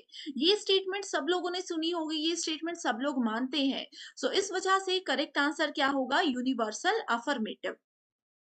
ओके, जहां पे पूरी स्टेटमेंट ट्रू है एंड हम लोग बिल्कुल श्योर है उस स्टेटमेंट को लेकर के, तो वहां पे हमेशा यूनिवर्सल अफर्मेटिव टर्म आप लोगों ने सेलेक्ट करनी है। अगला क्वेश्चन है, विच ऑफ द फॉलोइंग प्रमाणास are accepted by Vaisheshika philosophy, यानी कि वैशेषिक दर्शन के द्वारा कौन से प्रमाण को स्वीकार किया जाता है। ऑप्शंस है प्रत्यक्ष, अनुमना, शब्द, उपमना, अर्थपति या फिर अनुपलब्धि। इस क्वेश्चन में स्टूडेंट्स मैं आप लोगों को बता दूं कि सबसे पहले वैशेषिक दर्शन क्या होता है। आप लोगों ने इंडियन फिलॉसफी जरूर सुनी होगी। इंडियन फिलॉसफी के अंदर हमारे पास 6 स्कूल्स होते हैं। 6 स्कूल्स में से किसी एक स्कूल का नाम है वैशेषिक फिलॉसफी, ठीक है, एक स्कूल का नाम है विशेषिक फिलोसफी एंड बाकी के जो 5 स्कूल्स हैं उनके नाम क्या है, ये आप मुझे होमवर्क क्वेश्चन है, इसका आंसर मुझे कमेंट करके जरूर बताइए। 100% ये क्वेश्चन एग्जाम में आएगा। तो स्टूडेंट्स अगर आप चाहते हो इस क्वेश्चन को करेक्ट करना, गूगल पे चेक कीजिए और मुझे कमेंट कीजिए ताकि बाकी स्टूडेंट्स भी इसका बेनिफिट उठा सके। ओके, वैशेषिक फिलॉसफी एक स्कूल है एंड इसके अंदर दो प्रमाण्स को यूज किया जाता है। पहला है प्रत्यक्ष। प्रत्यक्ष का मतलब होता है जो चीज हमारे सामने होती है, जिस चीज को हमने अपनी आंखों के सामने देखा है। दूसरा होता है अनुमान लगाना यानी कि गेस करना। तो करेक्ट आंसर है both A and B, that is option number 1। इसी के साथ बढ़ते हैं नेक्स्ट क्वेश्चन की ओर, जिसमें पूछा गया है given below are two propositions, all philosophers are fallible and Socrates is not fallible. तो दो स्टेटमेंट्स गिवन है, आपको बताना है। अब देखो यहाँ पे स्टूडेंट्स, पहले मैं आपको ट्रिक बता देती हूँ। स्टूडेंट्स इसका मीनिंग समझने में कंफ्यूज हो जाते हैं कि अच्छा फिलोसफर्स तो समझ आ गया, ये फॉलिबल का क्या मतलब होता है, सोक्रेट्स का क्या मतलब होता है। मे बी आप में से बहुत से लोग ऐसे होंगे जिनको नहीं मतलब इसका पता होगा। ठीक है, सो आप लोगों को लॉजिकल रीजनिंग की एक ट्रिक मैं ये बताती हूँ कि आपको यहाँ पे वर्ड्स के मीनिंग पर फोकस नहीं करना है। जो प्रोपोजिशंस गिवन होती हैं उसके वर्ड्स के मीनिंग पर फोकस नहीं करना है।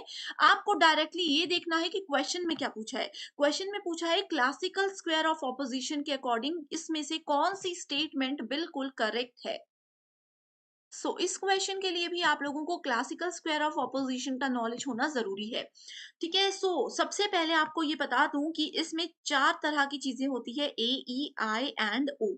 ओके, ए का मतलब होता है हमारे पास ऑल, देन वी हैव ई, ई का मतलब होता है नो, आई का मतलब होता है सम एंड ओ का मतलब होता है some not.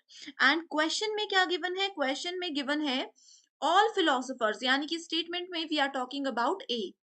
सॉक्रेट is not fallible, यानी कि here we are talking about O.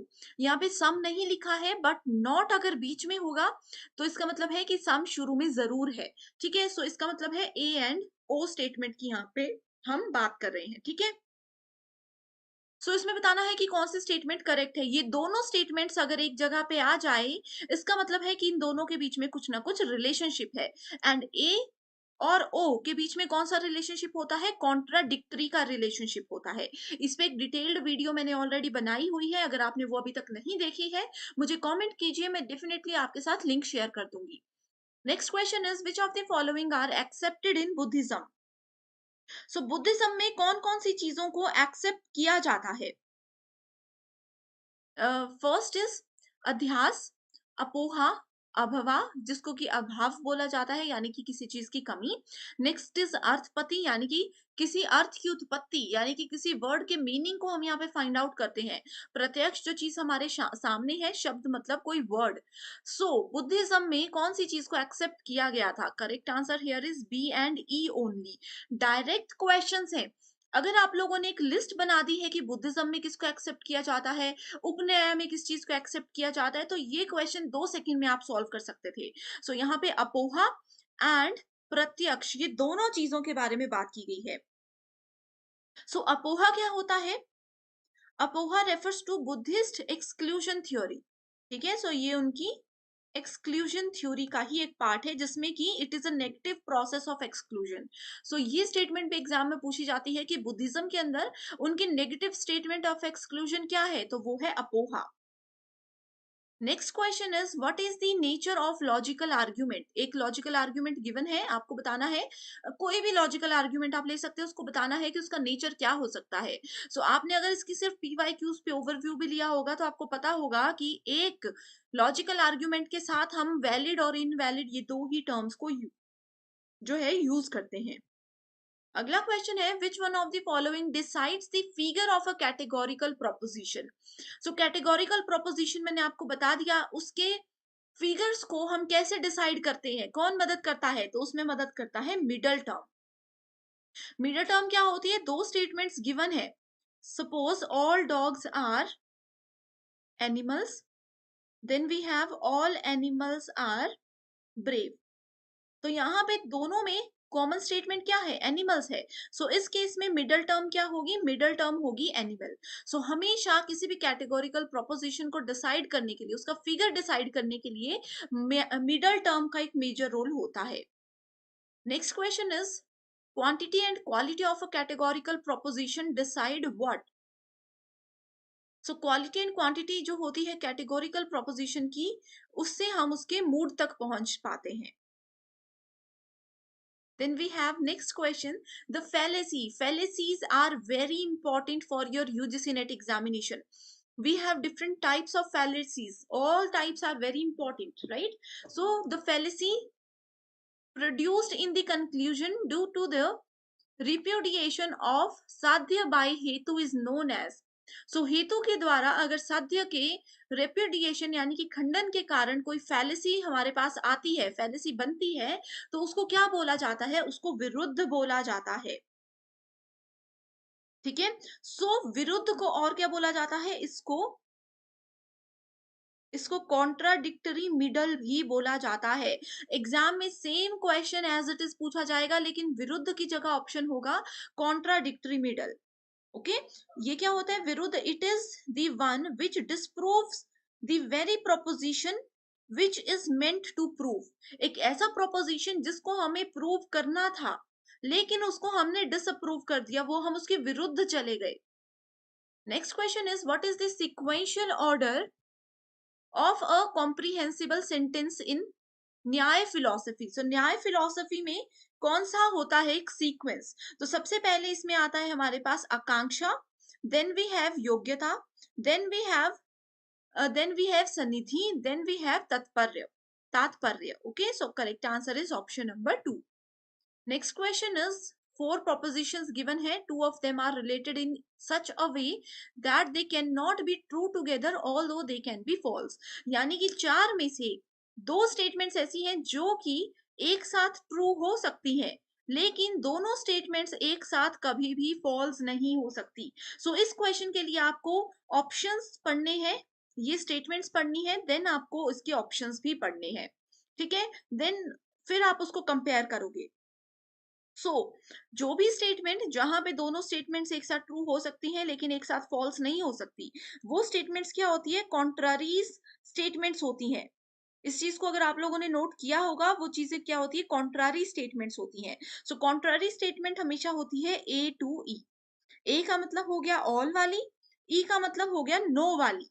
So all वाली स्टेटमेंट एंड नो वाली स्टेटमेंट, इस अकॉर्डिंग करेक्ट आंसर क्या है? A and B only. इस तरह से आप इसको आंसर कर सकते हो। Next question is, to inference in the past by perceiving muddy water in the pond, that is called what? तो इट इज कॉल्ड पूर्ववत अनुमना। सो पूर्ववत अनुमना इज ऑल्सो वेरी इंपॉर्टेंट। पूर्ववत अनुमना क्या होता है? इन्फेरेंस होता है जिसमें कि we infer the unperceived effect from perceived cause. अगला क्वेश्चन है, the sequential order of syllogism in Nyaya philosophy. सो न्याय फिलॉसफी में एक हमारे पास ऑर्डर होता है जिसको कि आपको याद रखना जरूरी है। सो इसमें ऑर्डर सबसे पहले क्या आ जाएगा हमारे पास? सबसे पहले आ जाएगा प्रतिज्ञा, उसके बाद आता है हेतु, उसके बाद आता है उदाहरणा यानी कि एग्जाम्पल, देन वी हैव उपनया, देन वी हैव निगमना। ओके, निगमन जिसको बोलते हैं।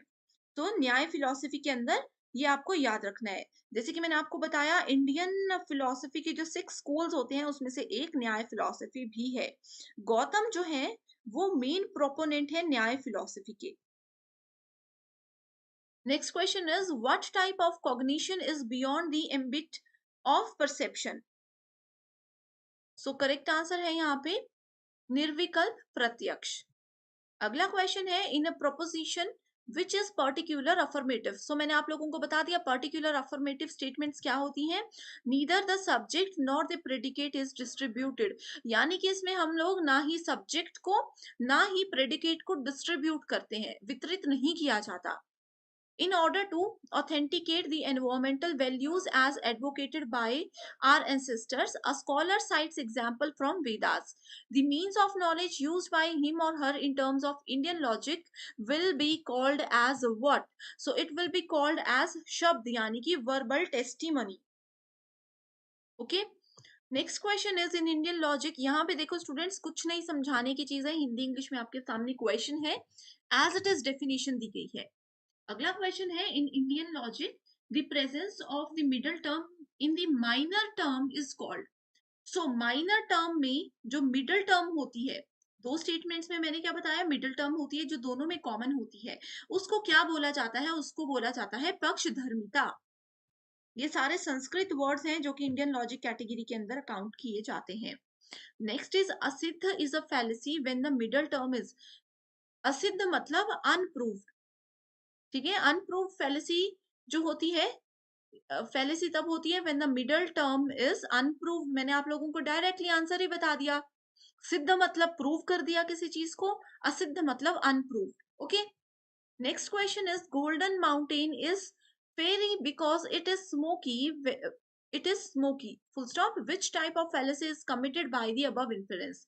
So golden mountains यानी कि स्वर्ण पर्वत जो होते हैं वो बहुत ही ज्यादा अट्रैक्टिव भी होते हैं एंड वो फायरी भी होते हैं, ठीक है। बिकॉज इट इज स्मोकी, क्योंकि वहां पे धुआं भी रहता है। सो ये किसका आंसर है? ये आश्रय सिद्धि का आंसर है। Ayurveda, which deals with indigenous system of medicine, could be traced to। अब आप लोगों को पता है हमारे पास 4 वेद होते हैं, ऋग्वेद, यजुर्वेद, सामवेद एंड अथर्ववेद। सो आयुर्वेद की बात या फिर आयुर्वेदिक जो रेमेडीज होती हैं उसकी बात कौन से वेद में की गई है, ये पूछा है। सो वो बात की गई है अथर्ववेद में। All flowers are toys, some toys are trees। All flowers are toys and some toys are trees, some butterflies are trees। ठीक है। सो यहाँ पे हमें बताना है कौन सी स्टेटमेंट करेक्ट है। सो डायरेक्टली आंसर पे जाते हैं, that is C and E only. Some toys are flowers and some trees are butterflies. ये वाले जो क्वेश्चन होते हैं स्टूडेंट्स, इसको आप लोग डायरेक्टली स्टेटमेंट लॉजिक भी लगा सकते हो, या फिर जिसमें कि आप लोगों को मैंने एक सेपरेट वीडियो में बताया है कि a plus A is equals to A होता है, यानी कि ऑल वाली स्टेटमेंट को अगर दूसरी ऑल वाली स्टेटमेंट के साथ जोड़ जाए तो आंसर में, यानी कि ऑप्शन में से ऑल वाली स्टेटमेंट जरूर सेलेक्ट होती है। तो इस तरह के मैंने आपको ट्रिक्स बताए हुए हैं, ठीक है। या फिर आप लोग इसको इस तरह से वेन डायग्राम की मदद से भी कर सकते हैं। तो इसी के साथ बढ़ते हैं पहले क्वेश्चन की ओर, जिसमें पूछा गया है consider the following number series 2, 10, 30, 68 and we have to find the next number. So इस तरह के क्वेश्चंस में स्टूडेंट्स हम लोगों को पहले बेसिक रिलेशनशिप फाइंड आउट करना होता है इन गिवन वैल्यूज के साथ। सो अगर हम लोग देखें इस क्वेश्चन में तो इसका पैटर्न क्या है। अगर हम 1 raised to power 3 करते हैं, उसमें +1 कर देते हैं तो हमारे पास वैल्यू आ जाती है 2, जो कि ये गिवन है। नेक्स्ट में अगर हम लोग 2 raised to power 3 करते हैं, +2 करते हैं, then we have value 10। Next में 3 raised to power 3 plus 3 is equals to 30। Then we have 4 raised to power 3 plus 4 is equals to 68। So ये given पैटर्न को तो हमने डिसाइड कर लिया, यहाँ पे फाइंड आउट कर लिया। अब इसी पैटर्न को ध्यान में रखते हुए हम लोगों को नेक्स्ट वैल्यू मिल जाएगी, जो कि है 5 raised to power 3 plus 5 is equals to 130। So correct answer यहाँ पे होगा ऑप्शन नंबर 1, दैट इज 130। तो ये अगर स्टूडेंट्स आप लोग find the next number type के जो क्वेश्चंस होते हैं नंबर सीरीज या लेटर सीरीज के, इसको आप लोग पीवाई क्यूज को अगर प्रैक्टिस कर लेते हो तो आपको काफी आइडिया हो जाता है कि किस तरह के पैटर्न से जनरली एनटीए क्वेश्चंस पूछता है। नेक्स्ट क्वेश्चन है if light is written as GILTH, तो इसके लिए आपको क्या करना है, LIGHT इस तरह से लिख देना है एंड इसको हम कन्वर्ट करते हैं GILTH से। सो इस तरह से अगर आप लोग इन लेटर्स को लिख लेते हो तो आप लोगों को इजी हो जाता है आइडेंटिफाई करना। सो अब देखो आई को हमने एज इट इज रहने दिया, जी को हमने यहाँ पे ले आया और इस वाले एल को हमने यहाँ पे ले आया, साथ ही एच को हम इस तरफ ले आए हैं एंड टी को हम इस तरफ ले आए हैं। सो इसमें हो रहा है ये वाला पैटर्न फॉलो। नेक्स्ट एक और चीज हमें दी है कि अगर फाइट को इस तरह से लिखा जाता है तो इसको भी हम लिख कर देख लेते हैं FIGHT।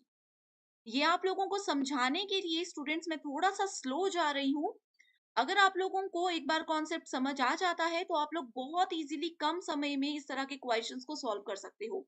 सो यहाँ पे भी देखो मिडल टर्म को हमने एज इट इज रखा, इसको यहाँ ले आए, इसको यहाँ ले आए एंड इन दोनों को भी हमने इस तरह से इनकी पोजीशन चेंज कर दी। तो इस अकॉर्डिंग अगर हम देखें तो हमारा नेक्स्ट क्या हो सकता है, SIGHT। इसको हम क्या कर सकते हैं, जी को यहाँ ले आएंगे, आई को एज इट इज रख लेंगे, then we have S, then we have यहाँ पे आ जाएगा टी एंड एच को ले आएंगे हम इस तरफ। सो करेक्ट आंसर क्या बन गया, GISTH। सो GISTH यानी कि option number 2 here is the correct answer. So इस तरह के क्वेश्चंस अगर आपको पसंद आ रहे हैं एंड अगर आप चाहते हो कि मैं आगे भी आप लोगों के लिए इसी तरह की वीडियोस लेकर आऊं, तो आप मुझे कमेंट कर सकते हो, या फिर पेपर वन के कोई सेपरेट सेशंस आप मुझसे चाहते हो तो भी आप मुझे कमेंट कीजिए। मैं डेफिनेटली आप लोगों की रिक्वेस्ट को पूरा करूंगी। नेक्स्ट क्वेश्चन है, identify the next number in the series 2, 10, 26 and 50। इस क्वेश्चन में स्टूडेंट्स मैं आपको डायरेक्टली आंसर बता रही हूँ। इसमें कौन सी ट्रिक हमने यूज की है, कौन सा पैटर्न हमने यूज किया है, ये आप मुझे कमेंट करके बताओगे। तो ये आप सभी स्टूडेंट्स के लिए एक होमवर्क क्वेश्चन है। ये डेफिनेटली आप मुझे बताइएगा, इससे आप लोगों की एक बहुत अच्छी प्रैक्टिस हो जाएगी। अगर आपको इसका आंसर नहीं पता चल रहा, इसका पैटर्न नहीं पता चल रहा, तो भी कमेंट कीजिए, मैं वहीं पर आपका रिप्लाई कर दूंगी। इसी के साथ बढ़ते हैं नेक्स्ट क्वेश्चन की ओर, जिसमें कि पूछा गया है, consider the following letter series given है ACF EGJ IKN and MOR। तो इस लेटर सीरीज में स्टूडेंट्स आप लोगों को सबसे पहले एक पैटर्न पता होना चाहिए, ठीक है। अब देखो, इसमें हम इसको इस तरह से लिख देते हैं, ACF, then we have EGJ, then we have IKN, then MOR, ठीक है। इस तरह से आप लोग लिख दोगे। उसके बाद आपको क्या करना है, पहले पहले नंबर का कंपैरिजन करना है। ए से अगर हम ई के तरफ जाते हैं तो +4 वैल्यूज आती हैं। ए से ई पे काउंट कीजिए, 4 नंबर्स की एडिशन होती है।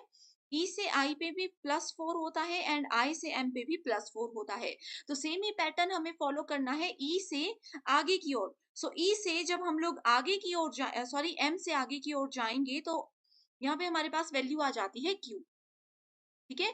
ऑप्शंस में देखो, क्यू से ही आप लोगों को डायरेक्ट आंसर मिल गया, जो कि है ऑप्शन नंबर 1। आप लोगों को यूजीसी नेट के रीजनिंग के सेक्शन में स्मार्ट वर्क करना है, पूरा सॉल्व करने की जरूरत नहीं है। आप देख सकते हो, फर्स्ट लेटर सीरीज में से ही हम लोगों को करेक्ट आंसर बहुत बार मिल जाता है। Okay, next question is, a man walks at a speed of 3 kilometre per hour from location A. एक पर्सन की लोकेशन है ए, तो उन्होंने ए से 3 किलोमीटर पर आवर की तरफ को ईस्ट की साइड को जो है मूव किया, ठीक है। अगर हम लोग इस पॉइंट को ईस्ट डायरेक्शन मानकर चलते हैं तो उन्होंने 3 किलोमीटर जो है ट्रेवल किया है, ये ईस्ट की डायरेक्शन है। ओके, उन्होंने सिर्फ यहाँ 3 किलोमीटर तक ही ट्रेवल किया। उसके बाद फॉर 1 आवर, ठीक है। इसका मतलब क्या हुआ कि 3 किलोमीटर के लिए उनको कितना समय लग गया, इसके लिए उन लोगों को 1 आवर का समय लग गया। उसके बाद उन्होंने क्या किया, देन उन्होंने टर्न कर दिया लेफ्ट को। इस तरफ को जाते जाते उन्होंने लेफ्ट को टर्न कर दिया एंड वो कितना 1.5 किलोमीटर ट्रेवल किया उन्होंने 6 आवर तक के लिए। इस तरफ को अगर देखेंगे तो उन्होंने यहाँ पे 6 आवर्स 1.5 किलोमीटर तक का ट्रेवल किया टूवर्ड्स नॉर्थ डायरेक्शन, ठीक है। एंड इस तरह से वो कहाँ पर पहुंच गए, इस तरह से वो पहुंच गए अपनी लोकेशन बी पे। Then the shortest distance from A to B. अब देखना है ए से बी पे शॉर्टेस्ट डिस्टेंस क्या है, तो ये वाला शॉर्टेस्ट था। यहाँ पे 3 किलोमीटर ट्रेवल किया, यहाँ पे उन्होंने 1.5 किलोमीटर ट्रेवल किया। इसके लिए हम लोगों को क्या करना है, इसके लिए हमें पहले कैलकुलेशन करनी है। 1 घंटे तक आप कैलकुलेट करते हो 3 पे, तो आपका रिजल्ट आ जाता है यहाँ पे टोटल 3 किलोमीटर। देन 1.5 को हमें 6 के साथ करना है, यानी कि 1.5 किलोमीटर उन्होंने 6 आवर्स में ट्रेवल किया। 1.5 को अगर हम 6 से मेजर करते हैं तो वो आ जाता है अराउंड 9 किलोमीटर। शॉर्टेड डिस्टेंस के लिए हमें फॉर्मूला राइट एंगल ट्राइंगल ये बन गया, तो इसका फॉर्मूला होता है 3 स्क्वायर प्लस 9 स्क्वायर, ये जो वैल्यूज आई हैं बेस स्क्वायर प्लस दिस वाला स्क्वायर, एंड इसको हम ये कर देंगे, आंसर आ जाएगा अप्रोक्सीमेटली 9.48। 9.48 किलोमीटर शॉर्टेस्ट पाथ होता है। Next question is, consider the following number series 0, 6, 24, 68 and 120। यहाँ पे सेम हमें लॉजिक को फॉलो करना है। पहले मैं आपको आंसर भी बता देती हूँ। इसमें देखो क्या है, 0 में 1 को मल्टीप्लाई कर दो एंड 2 को मल्टीप्लाई कर दो, आंसर आ जाएगा 0। Then we have 1 into 2 into 3 that is equals to 6। Next we have, तो 6 वैल्यू भी आ गई, 0 वैल्यू भी आ गई। 24 वैल्यू के लिए क्या करेंगे, 2 इंटू 3 इंटू 4 दैट इज 24। उसके बाद आ जाएगा 3 into 4 into 5 is equals to 60। 60 value आ गई। उसके बाद हम कर देंगे यहाँ पे 4 into 5 into 6 120। Then we have 5 into 6 into 7 that is equals to 210. So correct answer यहाँ पे है 210. तो ये थोड़े से बेसिक लॉजिक्स होते हैं जो कि प्रैक्टिस आपकी चाहते हैं, तभी आप लोग इनको सॉल्व कर पाओगे। Next is which of the following is data visualisation method. So data visualisation होता है pie chart and bar chart. Okay, next question is in the following letter series. So letter series given है जिसमें बोला गया है A B C F.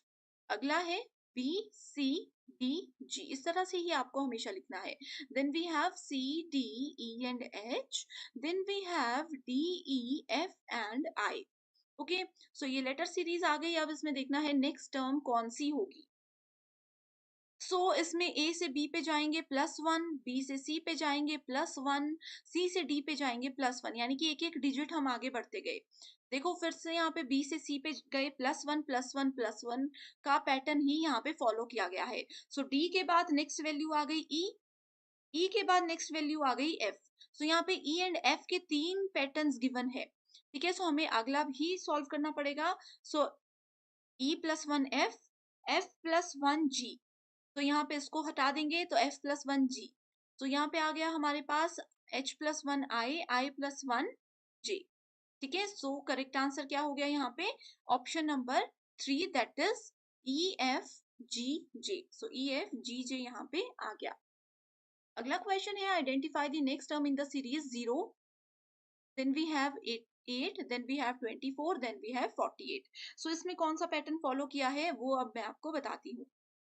अगर आपको इसका आंसर आता है तो स्टूडेंट्स आप इस वीडियो को पॉज कीजिए, इसका आंसर सॉल्व करने की कोशिश कीजिए मेरे बताने से पहले। ठीक है, 0 से 8 के बीच में कितना डिफरेंस है? 8 का। 8 से 24 के बीच में कितना है? 16 का। 24 से 48 के बीच में कितना है? 32 का डिफरेंस है ना। अब तो यहाँ पे कॉमन डिफरेंस कोई भी नहीं आया, लेकिन ये जो डिफरेंस आया है ये सारा डिफरेंस भी क्या है? ये सारा डिफरेंस भी जो है कैलकुलेट होता है 8 से। तो इसमें डिफरेंस आ गया 8 का, इसमें डिफरेंस आ गया 8 का। इसी तरह से हमें नेक्स्ट वैल्यू फाइंड आउट करनी है। ठीक है, 8 2 16, 16 2 32, देन हमें इसमें नेक्स्ट वैल्यू ऐड करनी है। ठीक है, नेक्स्ट वैल्यू अगर हम इसमें 8 ऐड करते हैं तो वो कितना आ जाता है? 40। 48 में अगर हम लोग 32, सॉरी यहाँ पे थोड़ी सी मिस्टेक हो गई है, यहाँ पे आएगा 24। ठीक है, 24 में अगर 8 ऐड करते हैं तो आ जाएगा 32। 48 + 32 आ जाता है 80। ठीक है, 80 आ गया यहाँ पे आंसर हमारे पास इस तरह से। Next is consider the following letter series and identify the next number ACE FHJ KMO and PRT। Right, इसको हम लोग किस तरह से कैलकुलेट कर सकते हैं? इसमें आप लोग देखो, सबसे पहली टर्म है AC। ठीक है, यहाँ पे डिफरेंस कितना है? +5 का, +5 एंड +5। नेक्स्ट भी अगर हम देखें तो +5 का ही डिफरेंस है, तो ज्यादा इसमें आगे नहीं बढ़ते हैं, डायरेक्टली P के बाद अगर हम लोग +5 कर लेते हैं, P के बाद +5 कर देंगे तो कितना आ जाएगा? U आ जाएगा। U पे हमारा डायरेक्टली आंसर यहाँ पे आ जाता है, that is option number. Directly बढ़ते हैं क्वेश्चंस की ओर, जिसमें पहला क्वेश्चन मैच द फॉलोइंग से रिलेटेड है। एंड में एक तरफ लेवल्स ऑफ टीचिंग दिए गए हैं, दूसरी तरफ फोकस ऑफ कंसर्न यानी कि इसका बेसिक डेफिनेशन हम बोल सकते हैं वो दिया गया है। सबसे पहले autonomous development level, memory level, understanding level and reflective level. Students अगर आप लोगों ने मेरे थियोरी लेक्चर सीरीज देखे हैं तो उसमें मैंने इस टॉपिक को लेकर के कीवर्ड्स आपको बताए हैं। अगर हम मेमोरी लेवल की सबसे पहले बात करें, ये स्मॉलेस्ट लेवल होता है एंड जहां पर भी हम फैक्ट्स को रिकॉल करने की बात करते हैं, कभी भी आपको रिकॉल वर्ड नजर आए डायरेक्टली आप लोग मेमोरी लेवल को उससे कनेक्ट कर दीजिएगा। ठीक है, नेक्स्ट आ जाता है फिर हमारे पास अंडरस्टैंडिंग लेवल। किसी चीज की समझ कब होती है? जब हम उसके बीच में रिलेशनशिप, उसके फैक्ट्स और उसी चीज को लेकर के एग्जांपल्स बनाना शुरू कर देते हैं। इसका मतलब ये है कि हम उससे उस अंडरस्टैंडिंग लेवल पर आ चुके हैं। Then we have reflective level, यानी कि जो कुछ भी हमने इन दोनों लेवल्स में सीखा था उसको रिफ्लेक्ट करने का समय आ चुका है। रिफ्लेक्टिव लेवल क्या होता है? Problem raising and problem solving, यानी कि अगर हम किसी प्रॉब्लम में फंस चुके हैं तो मेमोरी और अंडरस्टैंडिंग लेवल में हमने जो कुछ भी सीखा उन सब चीजों को रिकॉल करते हुए उनको बीच में रिलेशनशिप देखते हुए हम प्रॉब्लम से बाहर निकल सकते हैं। Then we have autonomous development level, जो कि डायरेक्टली किसी भी चीज की इफेक्ट और उसकी फीलिंग्स के साथ हमें कनेक्ट करता है। सो अफेक्ट एंड फीलिंग्स की अगर बात हो, then we are talking about autonomous development level. So ये कुछ कीवर्ड्स थे जो कि बहुत इंपॉर्टेंट है। नेक्स्ट क्वेश्चन है, which of the following set of statements best represent nature and objective of teaching and learning? यानी कि सीखने और शिक्षण और सिखाने या सीखने का जो तरीका होता है उसकी प्रकृति और उद्देश्य से रिलेटेड हमें बताना है कि कौन सी स्टेटमेंट्स ट्रू है। First is teaching is like selling and learning is like buying. तो ऐसा तो नहीं होता, टीचर है कुछ बेचने के लिए तो नहीं है, यहाँ पे नॉलेज हम शेयर करते हैं ना कि बेचते हैं। ठीक है, सो ये स्टेटमेंट इनकरेक्ट है। Teaching is a social act while learning is a personal act. So बिल्कुल ये स्टेटमेंट करेक्ट है, क्योंकि अब मैं आपको पढ़ा रही हूँ तो ये क्या है, ये एक सामाजिक कार्य है। अब आप लोग पढ़ रहे हो, आप सीखना चाहते हो या नहीं सीखना चाहते हो, ये आपका व्यक्तिगत डिसीजन हो सकता है।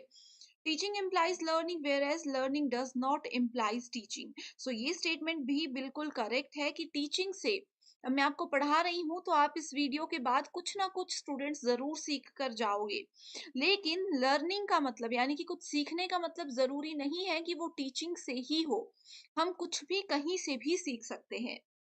Next is teaching is a kind of delivery of knowledge while learning is like receiving it.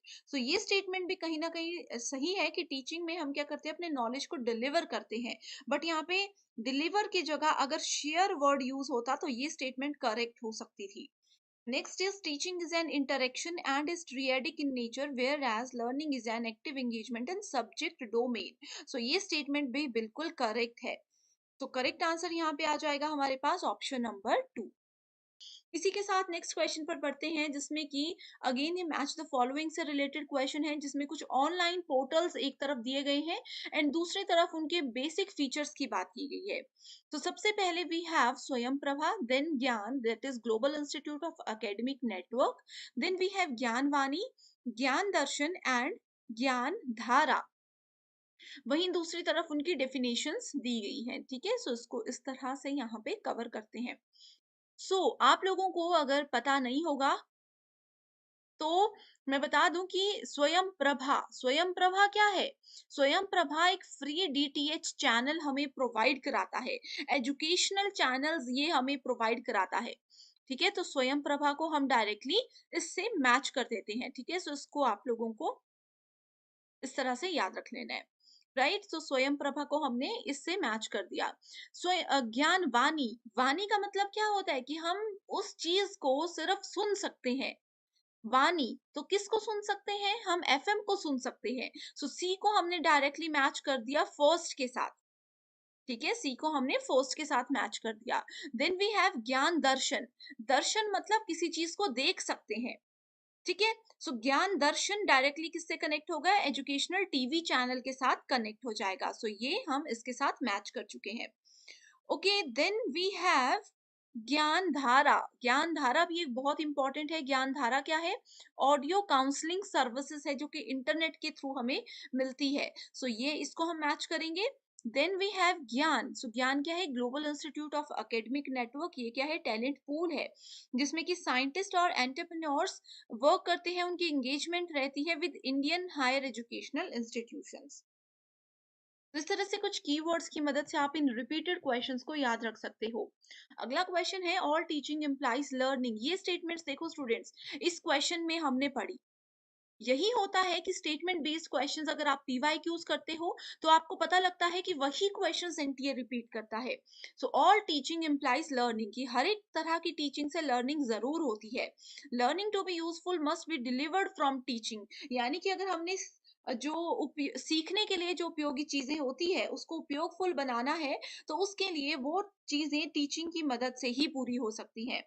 यहाँ पे हमने प्रीवियस क्वेश्चन में भी डिस्कस किया था कि सीखने के लिए टीचिंग की जरूरत नहीं होती है। किसी स्टूडेंट को कुछ सीखने के लिए हर बार किसी टीचर की जरूरत नहीं होती, वो कुछ चीजें अपने आप भी सीखते हैं, कुछ चीजें सेल्फ स्टडी से भी सीखते हैं। ओके, सो नेक्स्ट क्वेश्चन आपके लिए होमवर्क क्वेश्चन है जिसका आंसर आप मुझे हमेशा की तरह कमेंट करके बताओगे एंड मैं वहीं आपको बताऊंगी कि वो करेक्ट है या इनकरेक्ट है। सो अगर आंसर नहीं आता होगा तो भी मुझे कमेंट कीजिएगा, मैं वहीं पे आपको इसका आंसर बता दूंगी। तो which one of the following is an की बिहेवियर इन इफेक्टिव टीचिंग।